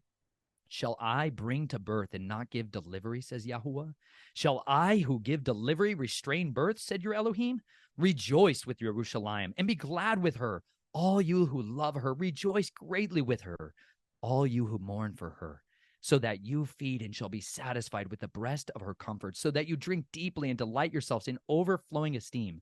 For thus said Yahuwah, I am extending peace to her like a river, and the esteem of the nations like a flowing stream. And you shall feed, and shall be carried on the side, and fondled on her knees. As one whom his mother comforts, so I will comfort you. And in Jerusalem you are comforted, and you shall see, and your heart shall rejoice, and your bones flourish as tender grass. And the hand of Yahuwah shall be known to his servants, and his displeasure to his enemies. For look, Yahuwah comes with fire, and with his chariots like a whirlwind, to render his displeasure with burning, and his rebuke with flames of fire. For by fire and by his sword Yahuwah shall judge all flesh, and the slain of Yahuwah shall be many. Those who set themselves apart. This is literally describing SRH. Those who set themselves apart and cleanse themselves in their gardens after ones that are in their midst, eating the flesh of pigs and the abominations and the mouse, they shall be snatched away together, declares Yahuwah. And I, because of their works and their imaginations, am coming to gather all nations and tongues, and they shall come and see my esteem. And I shall set a sign among them, and shall send some of the survivors to the nations, Tarshish and Pul and Lud, who draw the ball, and Tubal and Yawan, the coastlands afar off, who have not heard my report, nor seen my esteem. They shall declare my esteem among the nations, and they shall bring all your brothers as an offering to Yahuwah out of all the nations, on horses and in chariots and in litters and on mules and camels, to my set apart mountain, Jerusalem, declares Yahuwah, as the children of Israel bring an offering in to cleanse the house of Yahuwah. And from them too I shall take for priests, for Levites, declares Yahuwah. For as the new heavens and the new earth that I make stand before me, declares Yahuwah, so your seed and your name shall stand. And it shall be that from new moon to new moon, from Sabbath to Sabbath, all flesh shall come to worship before me, declares Yahuwah. And they shall go forth and look on the corpses of the men who have transgressed against me. For their worms shall not die, and their fire shall not be quenched, and they shall be repulsive to all flesh. You survivors are made to go and bring the witnesses to the nations. And by doing so, you're going to find your brothers out there. You're going to find your sisters out there. You're going to find your mother and your father out there. You're going to find that there's a family of people out there that you can never know unless you're willing to go through the scourge of public accusations and mockings, going through the wilderness of the deserts, the 40 days of starving, until you go to that place of testing and abandonment by everybody else, and you find your purpose and your identity out there in the wilderness. He will restore it to you, and then he will send you back to the nations. It's literally what John the Baptist was born for. They came to hunt him and murder him when he was an infant, and his father did not allow the sovereigns to touch his son. He sent his mother and his son away into the wilderness. He let them go be entrusted to the hands of Yahuwah, and he gave up his life to the assassins, Hashashin, the zealots that were sent by the king to cut it out of him, to torture him, to tell him where his son was. And you know what? He's like, you can have my life. I give it down for my son. That's the right move if you're a father. You give up your life for your children. You give up your life if you're the mother. You give up your life for your children. We sons should not be the ones who have to give up our lives so that our fathers and mothers have to live. But you know what? We will, because we love them and because we love the word of Yahuwah. So I eagerly contend for each and every one of you survivors. Share your testimony, because it says in Revelation 12:11, the enemy is defeated by the blood of the Lamb, the words of our testimony, and not loving our lives when faced with death. So be bold and willing to share your story no matter the cost, because you know what? By doing so, you're going to find the freedom that was promised to you from before the foundations of the world. Oh my goodness. That was incredible. What words of encouragement for people? Because that can be so scary. I get people that reach out to me and they're like, I want to tell you my testimony. I'm not ready to tell other people. And I'm like, that's okay. Get it out. Tell somebody. That's so huge just to reach out to somebody. You're breaking every curse. It's like that lifts the spell that they cast on you as you're growing up. That's exactly what they invest all this time and money and energy and resources and handlers and plants and gosh, blackmail and all of it. Like that's why they do it, is so you don't share your testimony. And it's so incredibly powerful when you can stand in that. I had a survivor that I interviewed a couple times now, and she said a quote that like just sent chills down my body, and I got a lot of comments on it on her show. And she said about her abusers, it feels like they honed a really sharp weapon and now it's pointed at them.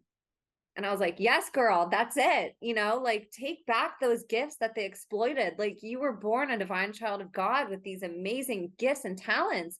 They saw it in you, and that's why you were chosen, except they exploited those gifts and made you feel guilty, and you got punished for having them and you got tortured.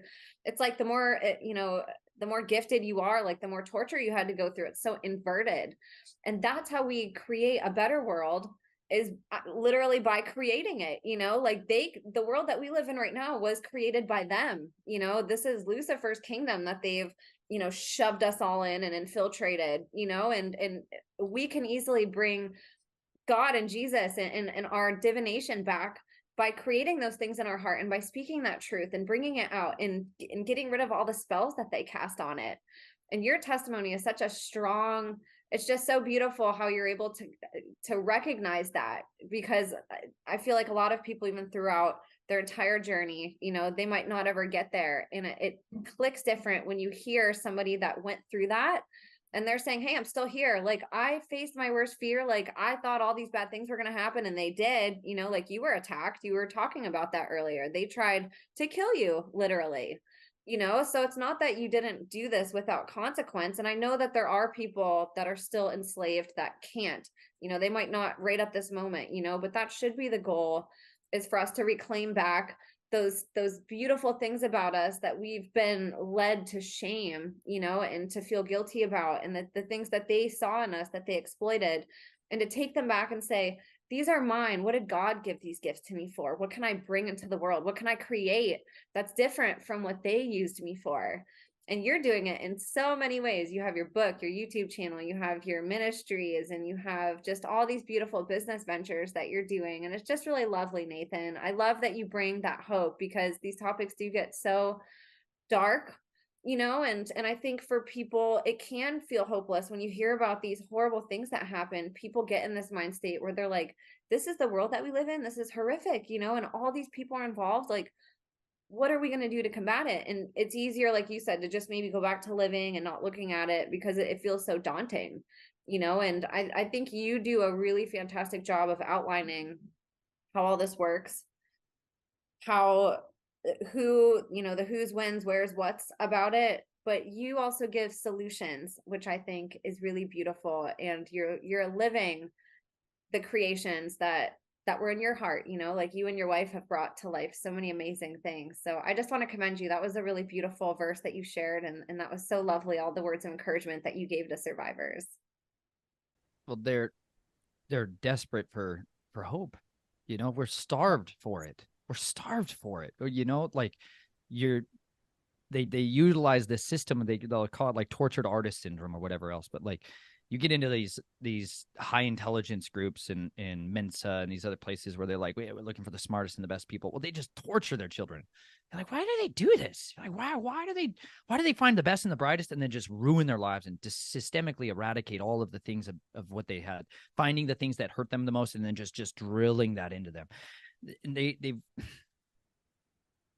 they know that when someone who has innate expressive abilities and talents, extreme measures of them, when they find those people, those chosen ones, like you described them earlier, these people that have just, there's an anointing. And I really believe, like, y'all, like Hasatan, the dragon, like these dragons, the reason, okay, the Reynolds family, like there's a book called The Golden Leaf, which is written by Patrick Reynolds, which was a history of the Reynolds family. Okay.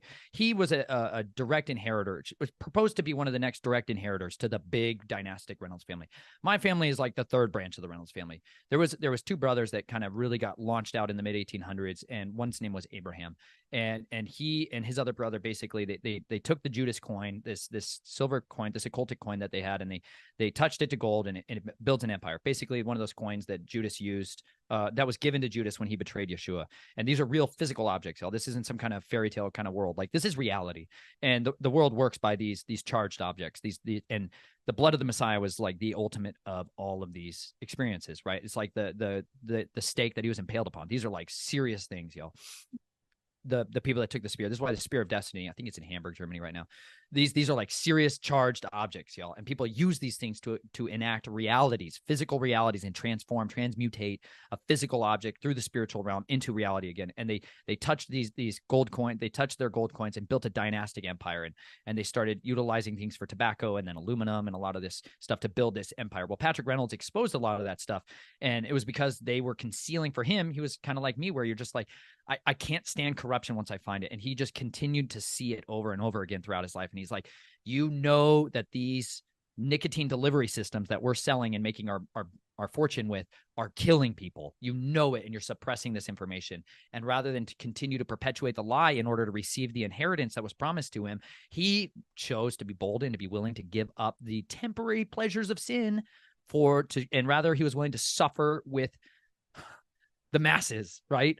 Like, this is like so Moses, like, y'all, like, it's literally Hebrews 11. Just people are doing this all over every day of the week, y'all. You think you're the only ones who've got some junk in your trunk and some skeletons in your closet, y'all. Everybody's got it in there, y'all. We just have it in different levels of it. And they believed by torturing the children, you could express their greatest talents, but you could control when and how and where they expressed it. And so, like, people that have singing and dancing or theatrics, like, they get funneled into the whole Hollywood wanding systems for the prophets of Baal, and other people that are shoved in through the pornography industries and music industries. And they all get funneled into these different groups. But by doing so, what they're missing, what they're losing, is the innate ability to see a human being as something rare, as something precious, as something that is so set apart that one person could be the one that dismantles all of these things. I do not believe that we are outnumbered. I do not believe that we are losing. I do not believe any of those things, because I've tested it now for long enough to see that, you know, what's so beautiful is they have been shaking the cage. We've been shaking the cages collectively for so long now, and we're still here. We're still here. Like, we are still here. We can't be killed off. And you know what? That's because Yahweh says in his scripture that when a man's ways are pleasing before him, he makes even his enemies to be at peace with him. So, like, my family doesn't come after me like that. You won't see 400 comments of all of these handlers my family was trying to recruit other people and start mind controlling them as they were watching my videos in the comment sections. It was just so crazy, but they stopped. And I was like trying to really identify, like, when did they quit? When did they quit speaking out? Like, they started deleting all their Facebooks. They started taking down all the pictures of all the naked children that they had on there. They started like they're like, oh crap, we better cover this stuff up because it's not going away. All of the triggers that they'd built in to make me shut up and be quiet and all that, they're like, it's not working. It's not working. And what did they try to do instead? You know, and they're like, well, chop his fingers off and take him out of the brotherhood and all the rest of it. And they started trying to dismantle and smear over the empire. And then, like, you start to see that they tremble. They genuinely get infected with the very same fear, because the spirits that are empowering these people, y'all, they have to submit themselves to the divine authority that is in reality, that governs creation. And it is that Yahweh is still on his throne, and his son has been given all power, authority, and dominion over these beings. And you know what? He really did take captivity captive and bring forth good gifts to his father. Like, when he faced death in the garden was that moment when he was sweating drops of blood, when he was becoming undone. Like, this is disintegration. Isaiah said it. He became disintegrated. Job literally said, all my inner friends have abandoned me. Job was DID, y'all. Like, they just didn't have all these stupid names for it. They just knew this was personhood. This was humanity's experience on this earth, was suffering. He calls it the fellowship of suffering in there. And some of us, it literally says, you're storing up in your body suffering that the rest of the body is abdicating. They've looked at it. They known that if they weigh into it just to watch the rest of an interview, just to stay with it a little longer would cause them suffering. But they have been so conditioned to be comfortable, like the air-conditioned lifestyle that we've lived in, the comfortable chairs, like that our butts don't ever sit on the ground, that we don't experience the sun scorching on us and the heat of unbelievable hard labor on our backs. They know that if I look at that, if I face that, I am responsible to weigh into the fray, that I have a duty to guard. I have a duty to help and combat these things. That means I might have to open my home up to these people. That means I might have to sacrifice what I have in my comfort to empower somebody else to live. That means it's going to be costly. And you know what? They fear the sacrifice that's required. But you know what? That fear is so fickle. It's like a little tiny mouth that's screaming as loud as it possibly can all of the time. That fear is a failure for you to identify reality. And you know what? If you all would be willing to weigh into the fray with us, to come join us in the muck and the mire, to just get bloody knuckles and bruised knees and calm down and lay on the ground with us like Tom did when I was screaming and weeping and wailing. And I had groans inutterable, like it describes. Like I couldn't even speak. Like I couldn't even say the words. There was no humanness left in me anymore. All I knew was grief. I was so grieved at what I had done and what had been done to me. And I wanted innocence restored. I wanted identity restored. I wanted my life back. I wanted my life back. I wanted my youth. You know, when I had a strong back, I wanted my feet back. I wanted my hands back. I wanted my eyes back. I wanted my hearing back. I wanted my sense of touch. Like I wanted my body to be mine back. I wanted it back. I was so broken bodily. And here I am trying to start a family, and I can't even stand, you know? I couldn't function, and it wasn't fair. And I just came undone. A lot of people look away from us when we become undone, and it's because they're cowards. You're a coward. If you look at somebody who's divulging the most vulnerable, broken, painful, embarrassing, wounded moment of their life, and you turn away, you're complicit. Do you understand? You're complicit. You are someone who has looked away from someone and you are now an enabler of the system. You are someone who is contributing to the fear. You are someone who is fueling the kingdom of deceit. And you know what? You're guilty. You're guilty before him and before all of the list of accusers who can now stand in front of you and say, you did nothing. You did nothing. And you know what? That's on you. And until you go to the Father and repent of your cowardice, you're going to continue to be consumed by it because it's a curse. You're under a curse. You're not supposed to be a coward. You're supposed to have confidence, but the confidence comes from your convictions, and those convictions can only come from hearing. Like it says, faith comes from hearing.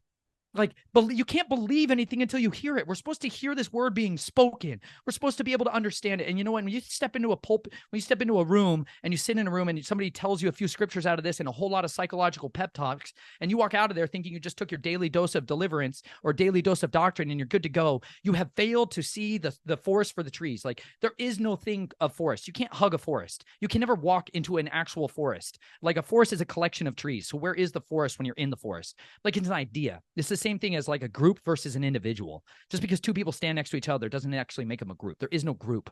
We're all individuals, y'all. There is not supposed to be any sovereign. There's supposed to be no king over us but Yahweh Elohim Sebaoth, the Lord of hosts, as he was called in a lot of people's scriptures.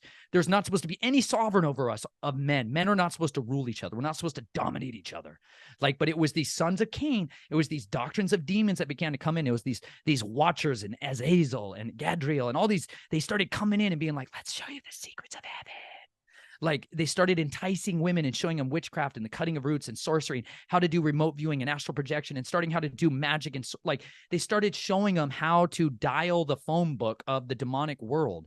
And they got caught up in this, they got enraptured, it says. It's like they literally just became possessed by it, you know? And then they just began to govern the societies with it. And instead, we have an opportunity right now where all the information is available to us, like so that none of you are without excuse. Like none of you are without excuse. Now you're responsible, right?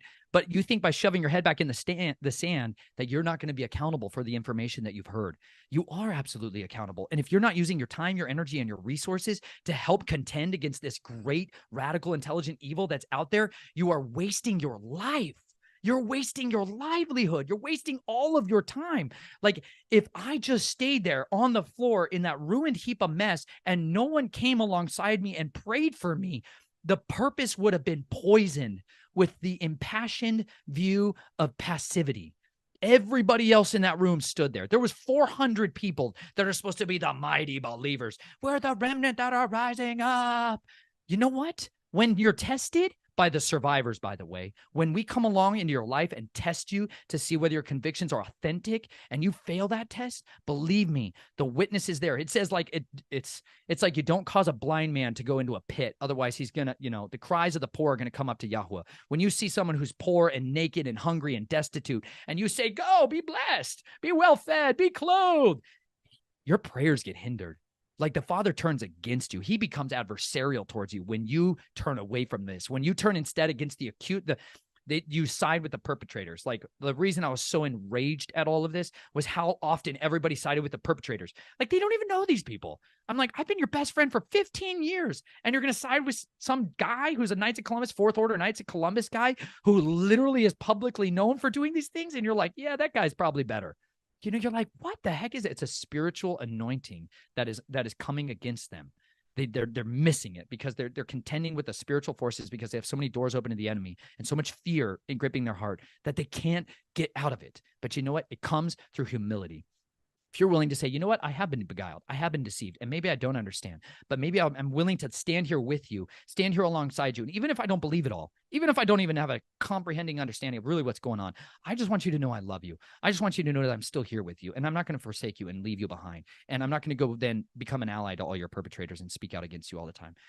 If you're willing to do that, you can transform somebody who is so talented and so gifted. You can fuel them on their journey to setting other captives free. Because I'll tell you what, the more survivors I get to know throughout my life, the more I have seen that these are some of the most incredible humans that have ever been born. These are the Daniels. These are the John the Baptist. These are the Gideons. These are the Samsons. These are literally the Deborahs. These are Hannah. These are, like, you read about these characters in the scriptures, these authentic, real humans who were so different. They're like Miriam, this little girl who's out there guarding baby Moses. And she's the one who literally goes right up to the sovereign, the princess of Mitzrayim, the one who had the power to slaughter all the infants. And she's in there instead, and she's interceding for her mother to be the caregiver for her baby brother. Like they're these brave warriors who are like right in the fray of it, and they're not running away in the face of it.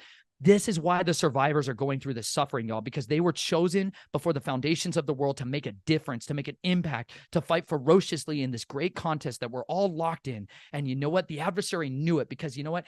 That was the thing that they realized. These dragons, these beings, they have the ability to see into the future. This is a reason when Yeshua was contending with the dragon, he literally says he took him up to a great high mountain and he showed him all the kingdoms and the nations and the reigns of the earth in a moment of time. So he showed him the future, and he said, all these I will give to you if you only bow down and worship me. Right? And he's like, has it not been written? Here's the dangerous sword, right? You shall worship Yahweh Elohim, and him only shall you serve. And the dragon can show people the future. And it's true. They're foretellers. This is why people do these rituals. They drink the dragon's blood and they believe they can see the future. But the problem is they see through these one little eyes. They see through their little all-seeing eye. They think because they saw through the eye of Horus that they know the future. The Reynolds family saw what the future would become with aluminum and tobacco, with petrochemicals. They got to see a lot of these things. And so they designed their empire ahead of the game. You know, they got the tip that the stock was going to go public and they got to buy a bunch of shares before everybody else did. They bought them for a penny where everyone else bought them for $171. They set themselves up to be in the position of power. But the problem is that the adversary, even though he can see into the future and show people a glimpse of time, he can never show you what happens when someone makes a choice that changes it all. He, even though knew there was prophecies that Moses was going to come, even though there were prophecies that Abraham was going to come, even though there were prophecies Yeshua was going to come, even though all of these things came, they still walked into their own demise. They still ended up in the very snare. It says they will dig pits and they're going to fall in them. When they set up all this world system to capture all of us, people are like, they got AI and mass surveillance and all these things. They're going to win. No, y'all, they're designing their own prison. You got to understand, Yahuwah says what they intend for evil, Yahuwah is going to intend for good in the saving of many lives. That's what happened with Joseph. Though they threw him into a prison cell for 17 years of his life, Yahuwah brought him out of there and he set him up to be the sovereign's servant. And he saved the world. One man saved the world. One man saved all the house of Israel. He brought them out across the Red Sea. And you know what? And he led them right into the wilderness of testing. And you know what? This is what we are here for. This is our great time of life. Rejoice, because this is our day of salvation is truly drawing near. And so many of us have the opportunity to eagerly fight way into the fray and seek to save the lost, to set the captives free, and to bind up those brokenhearted. So I am so glad that we can kind of be together in this battle, y'all. I did not know back then that I would have the opportunity to still be speaking 7 years later, that I'm still here and I still get the opportunity to do this. My family is still growing. I have children and I have a wife and I have friends and I have family and I still get to live. And I'll tell you, and I get to live with a lot of suffering still amidst those circumstances. I still want my body back that was tortured. I still want my mind back that was taken from me. I still desire those things. I desire the freedom that they took from me. But you know what? I choose to forget the past. I choose to let it go. Though I've seen it and I've witnessed it and I deal with it and I confront it, I'm choosing to let it go. And I'm choosing to hold on to this unknown, this expectation of something I can't see. I'm choosing every day that that's what I want. I want life. I choose this day life and not death. And I'm encouraging you. I'm challenging you. Those of you who are survivors, those of you who are families of them, hold on to life. Keep pursuing life at all the cost, because by doing so, we are going to set the captives free. Wow. Oh my goodness. Whew. That was amazing. I love when we can take, again, things that were used against survivors. Jesus was one of those things, the Bible, and realize the power that it holds in empowering all of us, and what these inversions, if we take them back to their original meaning, and just again coming back into our own power, reclaiming that and dismissing the things that they inverted and saying, no, I'm taking this back and this is what it is for me. It's so powerful, Nathan. You do such a great job just hyping people up, and you have your own weight that you're carrying on your shoulders, and somehow you are able to not only carry the weight of other people, but be so expressive in your encouragement, and we need more of that.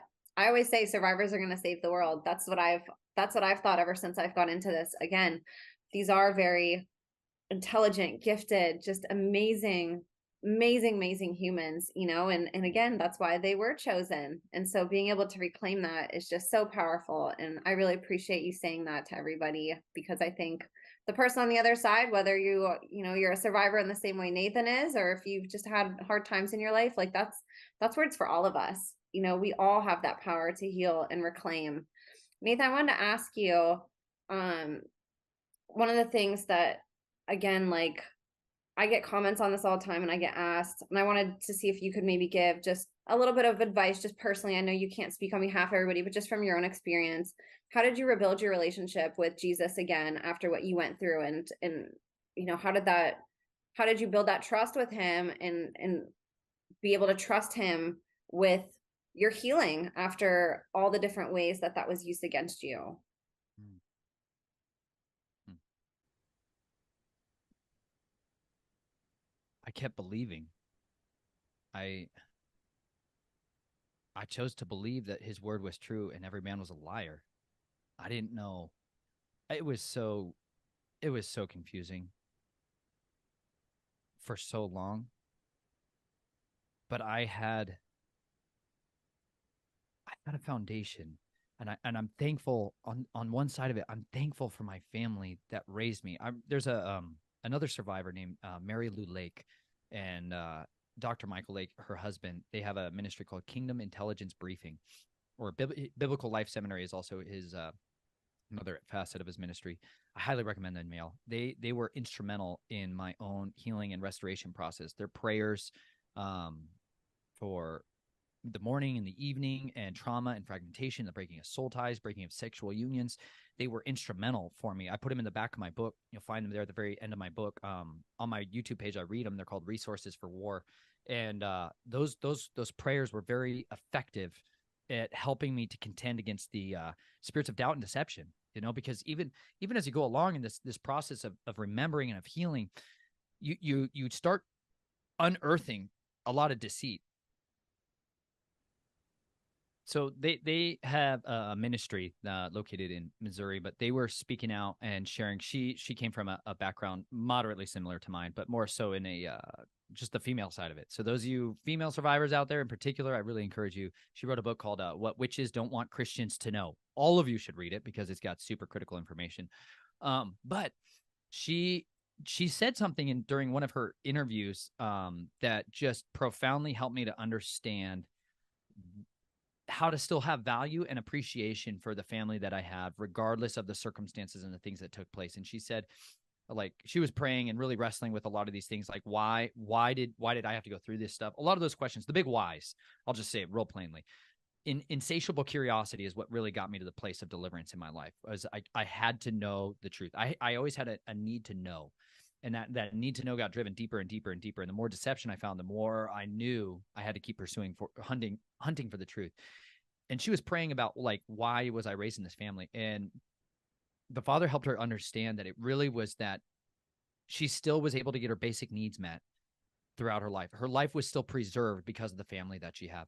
And you know what? The blessings that I did have by the family that I was raised with is that I still got to witness the disciplines of a righteous man. My father still had a love for this word. My family and the people around me, I still got to see people that had a hunger for his word. And you know what? It really is the only thing in all of creation that 100% never returns empty. Like this word is alive. Like it really is a living sword that can cut right through the hearts of deception. And it can just utterly destroy all the doctrines of demons and doubt and despair. And everything that had kind of been used and weaponized against you can get undone through systemic, consistent convictions to read this word and to follow it out, to live life like he said, this is how you should live your life. Go and do this and you'll live. Go and do this and you'll die. Like, it's a very simple book. And at the same time, it's the most complicated thing I've ever encountered in my life, because I had that hunger, that need to understand so early in my life. And because I read it, I knew what it said. And I soon learned, by like 12 years old, I soon had figured out that the vast majority of people who claim to be followers of this book have never read it. And I realized that it set them all up to be living hypocrites, and it set them all up to be quickly destroyed. And it's so strategic. If you say you're a follower of this thing and you don't actually know what it says, you're going to lose when you meet somebody who knows what it says, and they can utterly eviscerate you. And you're going to be like, wow, you're either going to quit and you're going to go become some other person and follow some broad way to destruction, or you're going to go ahead and be like, you know what? I don't know. And if I'm ignorant now, let me not be found ignorant again. Let me go find out for myself. And so you can test all these things, and I can hold on to that which is true.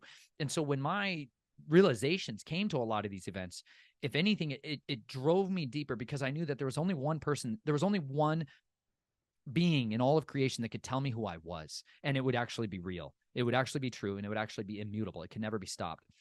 And my identity was going to be found in there. If I wanted to know who I was and what I was born for and why I'm here and everything that I've ever wanted to know in my life, I believed that I could find it right in there.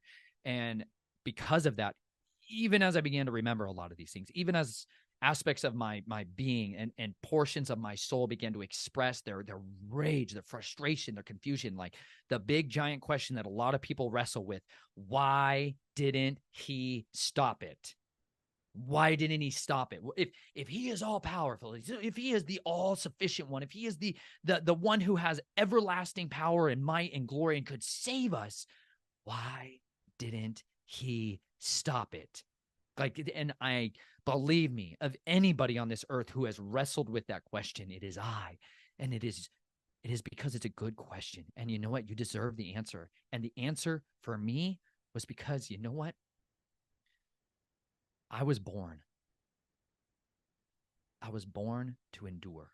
I was born to overcome. I was born to keep going no matter the circumstances. Like it says in the very beginning of 2 Peter. This is just so good. Just check this out for a second. If you're willing, like the version of healing that I was going through, y'all, I'll just say this. I've tried a lot of different little healing methodologies out there, and I found a whole lot of bunch of witches and warlocks mixed right up into the mets. And at the same time, I found the most effective, simple form of healing for me was sitting down and crying, praying, a lot of crying, but just praying and asking the Father to bring to remembrance anything I needed to know in order to be healed, but that he would help to buffer those emotions so that they're not overwhelming, right? And that I wouldn't be traumatized by anything else. I had a counselor who shared with me a point that I didn't need to go into such detail with my wife about every single thing I went through, right? And that he said it in a way that's going to offend some of you, y'all. He said, you're going to defile her by doing so. And at first I was really pissed. I really didn't like that he said that. It was not necessarily best for me to share every detail of everything that I went through with her. It's kind of like you don't need to share all the intimate details of every other one of your previous partners with your spouse. Like, not beneficial. But he said that, and I wrestled with that really hard, and I was really frustrated. And so I used to go and write a lot. Like, I've written many other books besides Snatch from the Flames. I've thrown all of them into the fire except for that one, because you realize as you're wrestling with these big, horribly brutal, painful, frustrating, unanswerable questions that there's only one who's going to ever be able to answer that. And to me, those answers always were found here. I would sit there with my scriptures, I would pray, and I would ask the Father to help to restore all these things. I'd pour out all of the horrible stuff that happened, walk my way all the way through the memory, let that kind of part of me go through all of the expression that it needed to. I would lay it out, and it was just like that vault got opened up, and all of the evil that was trapped in there, all of the anger and the rage and the frustration and all of those horribly unanswerable questions. If I turn to a human being in the middle of the room, like a counselor or somebody else, or a friend who should be your counselor, like you should have friends that are counselors. It's like what your spouse is supposed to be, your counselor. If I just turned on her in that moment all the time and poured out all those unanswerable questions, believe me, y'all, you cannot answer those questions to somebody that's in that state. There's nothing you can say to them that will ever actually answer that question for them unless it comes through the origin source of truth, which is this word. And so you have to wash somebody who's in that state with the water of the word. It's the only thing that cleanses those abominations, those defiling things, all of the garbage that's inside them. It's the only thing that will actually wash that room clean and give that inner space of their soul what it was supposed to have, which was cleanliness, purity, hope. That you have to do that through this word. And I know some of y'all went through Jesus programming, and they've used the Bible for so many generations to try to build programming systems and all this stuff, so that as you seek counseling and seek help and healing, that if you walk in and here you're exposed to these words, that it comes undone. But why I use the names of Yod-Heh Vav-Heh instead of God and Lord or Yahuwah or Jesus and not Jesus, I use Yeshua, is because there was a lot of that was built into me too. And I found that it helped me to get past a lot of that, like kind of the internal just wiring backwards and against it, came when I started finding restored names of the scriptures. And I was able to read them without having all these other reactions that were programmed into me for so long. I was able to read these versions of the scriptures. But if I read the NIV or the KJV, I was having all these freak out weird stuff that was going on. I was like, what the heck is all this? I didn't know about a lot of the methodologies that were used at the time, but I found by reading the scriptures in those vulnerable states that the Father always would speak to me and help me to understand what it really was, what my true calling really was, what my purpose, what my identity, why I went through that. Like he's the only one that can answer that, like why he didn't intervene. And you know what? This is literally what it says here. This is 1 Peter 5. And when the chief shepherd appears, you shall receive the never fading crown of esteem. In the same way, you younger ones, be subject to elders and gird yourselves with humility toward one another. For Elohim resists the proud, but gives favor to the humble. Humble yourselves then under the mighty hand of Elohim, so that he exalts you in due time, casting all of your worry, your anxieties upon him, for he is concerned about you. Be sober, watch, because your adversary, the devil, walks about like a roaring lion, seeking someone to devour. Resist him, firm in the belief, knowing that the same hardships are experienced by your brotherhood in the world. And the Elohim of all favor, who called you to his everlasting esteem by Messiah Yeshua, after you have suffered a while, himself perfect, establish, strengthen, and settle you. To him be the esteem and the might forever and ever. If you go to, this is the last words of his letter that he wrote, okay? He starts out his next book. I just love this. This is favor and peace be increased to you in the knowledge of Elohim and of Yeshua our master, as his mighty like power has been given to us all we need for life and reverence through the knowledge of him who called us to esteem and uprightness. Through these there have been given to us exceedingly great and precious promises, so that through these you might be partakers of the mighty like nature, having escaped from the corruption in the world caused by lust. And for this reason, do your utmost to add to your belief uprightness, to uprightness knowledge, to knowledge self-control, to self-control endurance, to endurance reverence, to reverence brotherly affection, and to brotherly affection love. For if these are in you and increase, they cause you to be neither inactive nor without fruit in the knowledge of our Master Yeshua Messiah. For he in whom these are not present is blind, short-sighted, and has forgotten that he has been cleansed from his old sins. For this reason, brothers, all the more do your utmost to make firm your calling and choosing. For if you are doing these matters, you will never stumble at all. For in this way, an entrance into the everlasting reign of our Master and Savior, Yeshua Messiah, shall be richly supplied to you.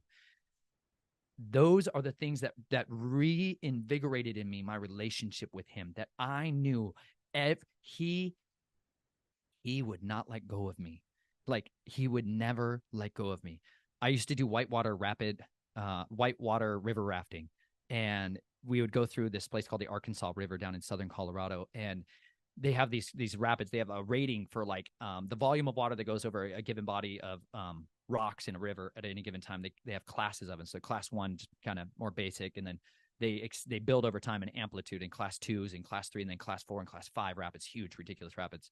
Well, that river system has specifically class 4 rapids during the springtime. Well, there was this flood that year. And so all of those normal class 4 rapids that I'd rafted down every summer were totally different creatures. Unimaginably so. A river that was 40 feet deep now was 80 feet deep. And so they had to close this area under the Royal Gorge Bridge because there's a super deep canyon there. I think it's almost 1,000-foot tall canyon.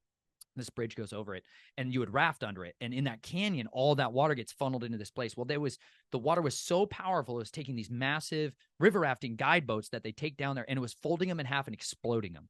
And they closed that section of the river. So my dad and I went on this trip, and we were still doing the class 4 and class 5 rapids, but the upper section of it, which we'd done many times. And when you go out on that trip, one of the guides looked at everyone before we went in, and he talked to us about after we all get thrown out, because he's like, it's happening. You're going to get thrown out. You're all going to be swimming at some point in this. This is insane. People are dying. It's awesome. I love that stuff. But he was like calm, cool, and collected, right? Like a good guide should be.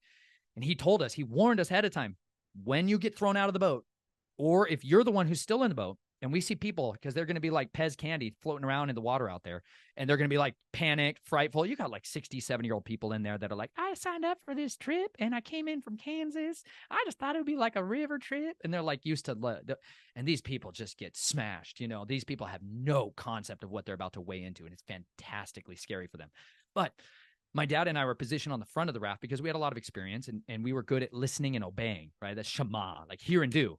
Like when a guide tells you 4 strokes to the right, to the guy on the front right boat, 4 strokes, not 5. You do 5, everybody dies. Stuff like that.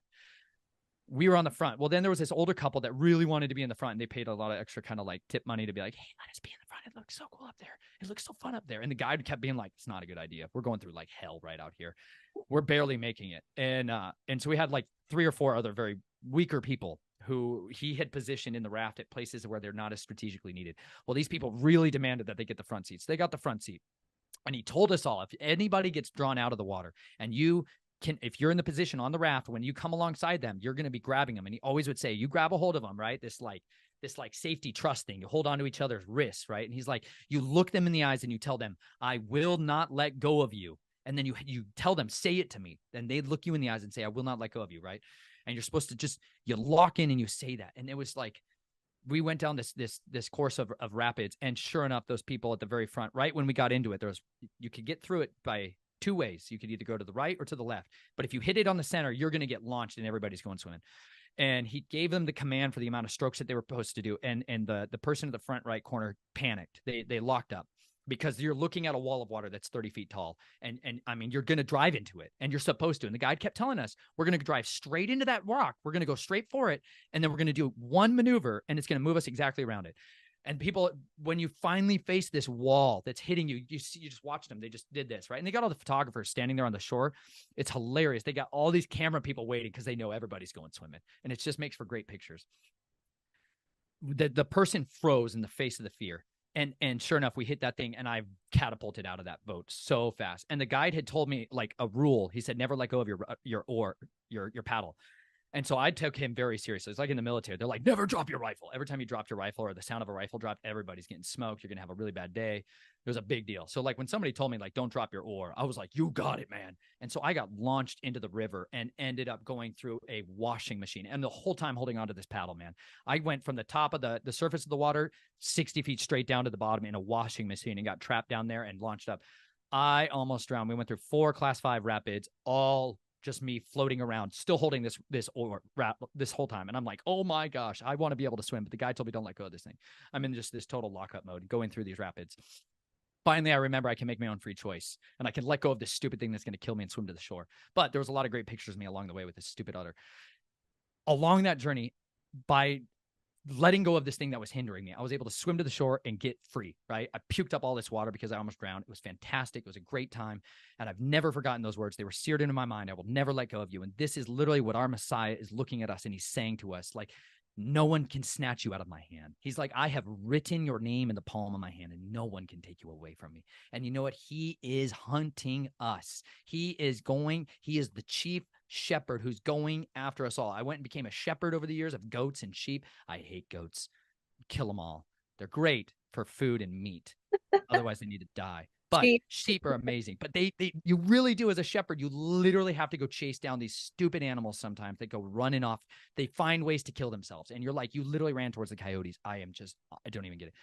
You have to go hunt them down. And you know what? There is nothing more powerful than when the flock gets to witness the shepherd go rescue a wounded lamb. Like this is why the people of Israel, when they said David was the shepherd boy, like we think of him as this little tiny child, that he literally says he snatched the lamb out of the mouth of a lion.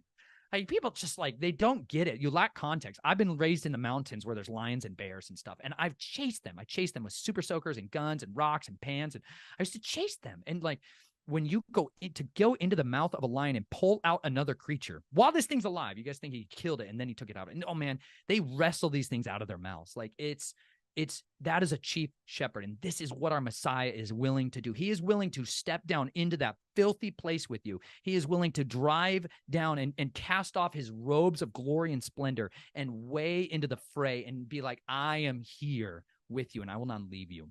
That he will not leave you. You think it's hard when people write a comment that say like, I can't watch this because it's tough. How about the guy who stands there in there with you? And he's like literally not going to quit. He is going to figure out a way to work all of this for good and for the deliverance of your life, but not just your life, the lives of many. I'm pretty sure Joseph wanted out of the prison. I'm pretty sure he wanted out of the false accusations and all of the other garbage that got laid on him. I know he wanted out, but you know what? He continued to entrust himself to the Father and say, you know what? He can make it is an easy thing for Yahweh to make a poor man rich in a day. It's an easy thing to go from the house of the prison chamber to the king's commander. Like it's easy for him to do this with any of us. And you know what? If you continue to faithfully entrust yourself and say, I trust that you can set me free whenever you're ready to. I love you and I want to believe your words and I'm going to choose to believe them even if it doesn't make sense. It will set you free and help empower you to be able to confidently go forward in your life and fulfill the destiny that you were made to have. Amen. Thank you for answering that. That's a question that both of those, the one just of trusting God and then where was he? So I really appreciate you addressing both of those because I get asked that a lot. And I think it's more important to come from somebody like you. You know, I don't always know the best words to say. And I know it's just your personal experience, but I hope it can help people on the other side. And before we go today, I'd love to have you back on, by the way. I feel like I could talk to you for another 10 hours. You're so animated and just intelligent and you break things down so well.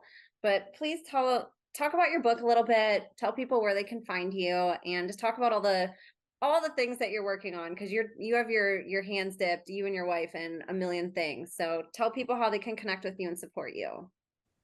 Yeah, the my book's available, like you said, on Amazon. Snatched from the Flames. I wrote it in such a way, y'all, to try to help build that bridge between survivors and people that are outside of this entirely. And so, yes, there's parts of it that are a hard read, but there's but there's a lot of it that's really has nothing to do with the background that I come from. A lot of it is just is walking into a place of understanding and casting off the traditions that I inherited that were lies, not just the deep dark ones, like the ones I inherited in the Christian church, the ones I inherited amidst the realities of life, this false illusion that we got about the American dream and society and so it's a progression of that. And like you said, it's a love story. I want people to understand that your whole life is all about a love story between the Father and you, and between him and his creation. And it's a beautiful love story, and it's bloody, and it's ragged, and it's ruined. And you know what? He rebuilds the waste places, and he is all about the ones who are restoring the breach. And I wrote that to try to contend against it and try to restore that breach. So listen, y'all, just real quick. I know some of you cannot afford anything. I get it. I was in that position when I went to that conference with Russ Dizdar. I had lost everything. Not everything. I had lost a vast majority of any financial capacity that I had in my life. I got blacklisted for jobs and everything else. But Russ Dizdar, when he was on the stage that time and talking about all these things, he said that if any of you can't afford my book, but he had a lot of books, but he said, if any of you can't afford it for any reason, he said, it's a gift for you. Please just go ahead and take one. It's there for you on my table. Go take it anytime you need it. And he said, you don't got to tell me anything. You're going to ask. You're going to do anything. He just made it totally shameless, right? Like there was no shaming of anything. He was just like, just go take it if you need it. It's for you. And so I've always had that same principle that I've used, because I was in a position where I had to go get that book. I got that copy of The Black Awakening because of that. And it was one of the most instrumental books for me in understanding what was taking place. And so I have the same thing. If any of you can't afford my book for any reason, don't keep that from it. I give it away freely. It's all on my website, snatchedfromtheflames.com. You can read the entire book there. I also have an audiobook that I did of the entire book. It's on my YouTube in a playlist, or it's also on the website. If you go to every chapter there, I did the audiobook of it. I also have an ebook version of it and an audiobook format. If you need it and you don't have access to the means to buy it, you don't need to give me any money, y'all. I want you to know that you can email me and I'll send you direct downloads to it. It's also in descriptions of a lot of my videos. I just put the download links in there. I also did a audio recording of the entirety of the scriptures from beginning to end, from the ISR 2009 scriptures, because I thought that was far more important than my book. Honestly, if there's anything I could encourage y'all to read, it's not necessarily in my book. It's just that. Just please understand, it's far more valuable that y'all actually listen and study and diligently understand the scriptures. It's way more valuable than anything I've ever said in my life. This is the words of life, and as long as you continue to wash yourself in them, it will transform you. So I also have that free for download on there as well. There's a link to a Google Drive where you can download all the links to that.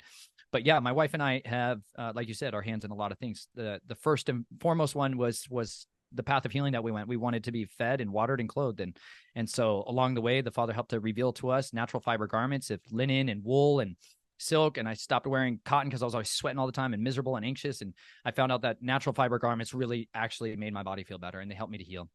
I had a lot of sensitivity in my body, understandably, but I felt very, very uncomfortable almost all of my life. And natural fiber garments literally helped me feel peace in a totally different way, bodily, and they allowed me to detox as well. And so the second big thing that we are really, really passionate about is making sure people have access to that. So we started the Linen Railroad, where we send people natural fiber garments and for free.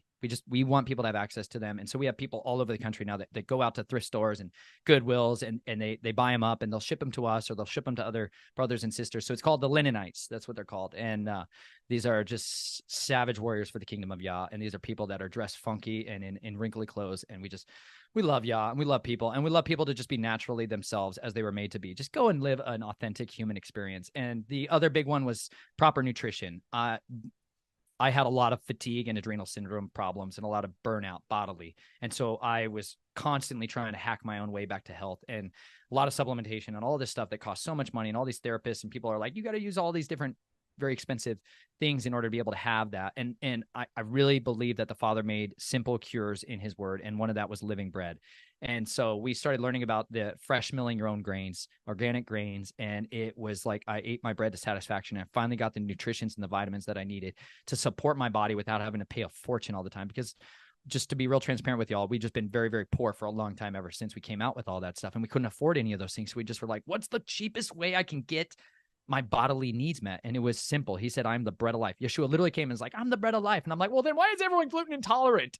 Why are we all so sick from bread? I'm like, dang it. Everyone is by design, because Satan literally asked to sift Peter like wheat, and they sifted out the bran and the germ. The devil loves to sift out the bran and the germ. That's why when you go to the store, you buy dead bread and you feel like garbage after you eat it. It's because it's dead. But if you fresh mill the grain at home for pennies, you can literally have the bread. You can eat your bread to satisfaction, like you're promised in the scriptures. He said that you will eat it and you'll be satisfied. And it was one of the best things that ever happened, because so we are really passionate about making sure that everybody has access to fresh milled flour, that you can have fresh living bread every single day, and it will help your body heal. You'll be able to do your bodily functions will be able to take place and help you get that restoration, that cleansing, the detoxification, so that you can get your energy back. Because so much of why people are so unwilling to weigh into this battle is because they're fat, sick, and nearly dead. Even if they're not bodily fat, inside they're full of death, they're full of toxins, and they can't think, they can't eat, they can't comprehend things.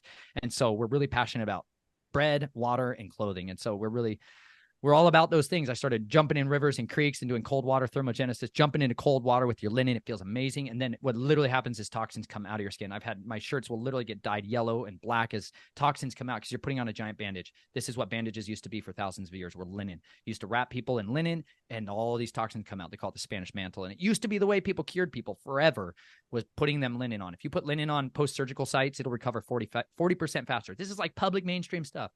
If you put linen bandages on an injury, it will heal 40% faster. But if you put GMO treated garbage glyphosate cotton on it, it's going to slow that down. Shocker. But this is what we were designed to do. He designed our bodies to heal themselves. You don't need a white robe priest known as a doctor to heal you. You don't need a clinical psychologist to heal you. You need the living word. You need his Ruach HaKodesh, his set apart spirit, his Holy Spirit. And you need to have the ability to find him to be faithful in your life, the humility to know that. So what we eat, what we drink, and what we clothe people in. So these are some of the things we're super passionate about, and we just want to make sure that it's accessible to all people. So we give away grain and garments, and we want to make sure that they have access to this. This is like more of our driving ministry now, if I'm real transparent. I turned down a lot of interviews for the past year and a half because I kind of wanted to set a lot of this stuff over here and try to really learn how to be a dad and a father and a husband, and let go my hope to go hunt down the monster. Still, there was still a side of me that wants to go hunt it down and fight it like this, fight it like this. But you know what? It's better to fight with these. This is literally like the sword of Goliath. David kills Goliath and he gets the sword, and they say there's no other sword like it. And I found that's what this is. It's the information war, and this is how we can contend against it. So we try to do that, and we know that we are exhorters. We're here to help pump people up towards the truth, and that's what we're doing. So we're trying to do meetups where we can come and meet with people and speak with them and share the good news of what we've been entrusted to, and encourage them. Keep going, man. It gets better. It gets better. So never stop doubting that the Father is good, and he will a rewarder of those who diligently seek him. And do you guys have a website that has all the information? I'll be real honest. I haven't devoted a lot of time to my website. Okay. So no, but we do have snatchfromtheflames.com is the website. I haven't added all that information into it, but on our YouTube channel, we do have all of the information in Becoming a Linenite page, or playlist, Becoming a Millenite. And we have a Facebook group as well, which is called Becoming a Linenite.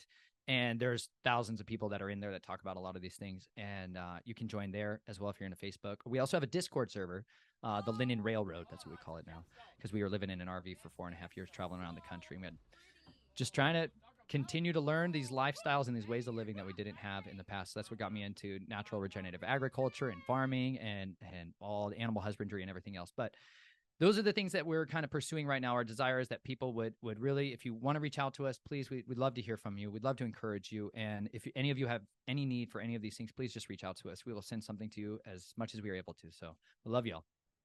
Gosh, that's so generous. And can people donate to you? Do you guys have donation sites, PayPals or Venmos or anything if people were feeling that they wanted to gift to you? Yes, we have PayPal, which is Snatched from the Flames at protonmail.com, and then Cash App and Venmo, and that's at the Linen Railroad, or $ the Linen Railroad for those ones. But you can see in the description as well if you feel so inclined. But thank you all for the support and the opportunity to be here. Appreciate it, Thank Emma. you so much for coming on. Like I said, I'd love to have you on at least one more time, but I could talk to you a million times. There's so much. I'd love to have you on too, even your wife, to talk about linen and clothes. That's stuff I'm really interested in. I think a lot of people are starting to to, think twice about the things that we've been conditioned to put on our body, whether it is, cosmetics or water that we drink or, clothing. So I'd love to have you guys on if you wanted to educate us on that sometime. That would be really cool. But, Absolutely. people listening, I always say, if you have an extra dollar, $5, $100, and you are feeling charitable, gift a survivor, gift them right away. And with their actual projects that they're working on, hire them, buy their books, go support them. The more eyes we can have on them, the more we can share. We're not only adding protection, but we're giving them the means and resources to continue doing this. These are not jobs that the government is ever going to give somebody like Nathan to go talk. Like he's their worst nightmare, and it's up to us to stand by them and to be their army and to be God's army and to stand by them and support them and give them the financial means and the support and the voice and the exposure so they can continue doing this. This isn't easy for any of them. None of them signed up to be public speakers, but they're doing this from the goodness of their hearts so we can learn. And so, I feel like the least that we can do is go support them by purchasing their work. We have so much to learn from somebody like Nathan, and this is a really juicy book. There's so much education in it too. He really goes over how these systems work. So it's so much more is included in here in addition to his incredible testimony that you guys are going to get out of this. So get it, give it to a friend. Books are always a great way to share this information. I know a lot of you on the other side don't always feel comfortable maybe speaking about this. Maybe you don't feel like you're credentialed enough or that you know enough about it or that you're going to trip over your words. Well, we have books for that now. Now you can gift somebody this and say, I don't know how to explain what I want to you, but here's an awesome author who went through it that you can learn from. So it's also a really good way that we can pass the torch on to somebody else. After we learn, we can go ahead and pass the torch on to the next person, and hopefully that cycle continues until everybody in the world knows about this stuff. We need to blow the top off of this. We need to really stand by the whistleblowers and the survivors and the people speaking out, because this isn't information that is ever going to be expressed in a mainstream fashion. We have to make that. It's our responsibility. Like Nathan said, if we choose to look away, we're the cowards. We're the ones that are responsible for this continuing. We need to be the ones that draw the line in the sand right now and say it stops with us.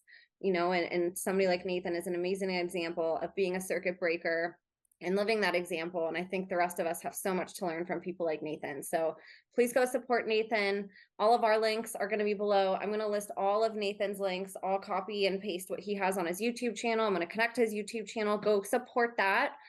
Again, the more eyes we have, if people do go on Nathan's page, I want them to see hundreds of thousands and millions of followers and comments, and for them to be shaken in their skin that Nathan's out there speaking, and that takes a group effort to do that. We need to have more eyes on Nathan and his family. So even just clicking subscribe on a YouTube channel can be really big for somebody who's going through something and who has gone through something so difficult. So please go support you guys.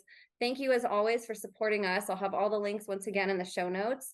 And God bless you all, and we will see you next week.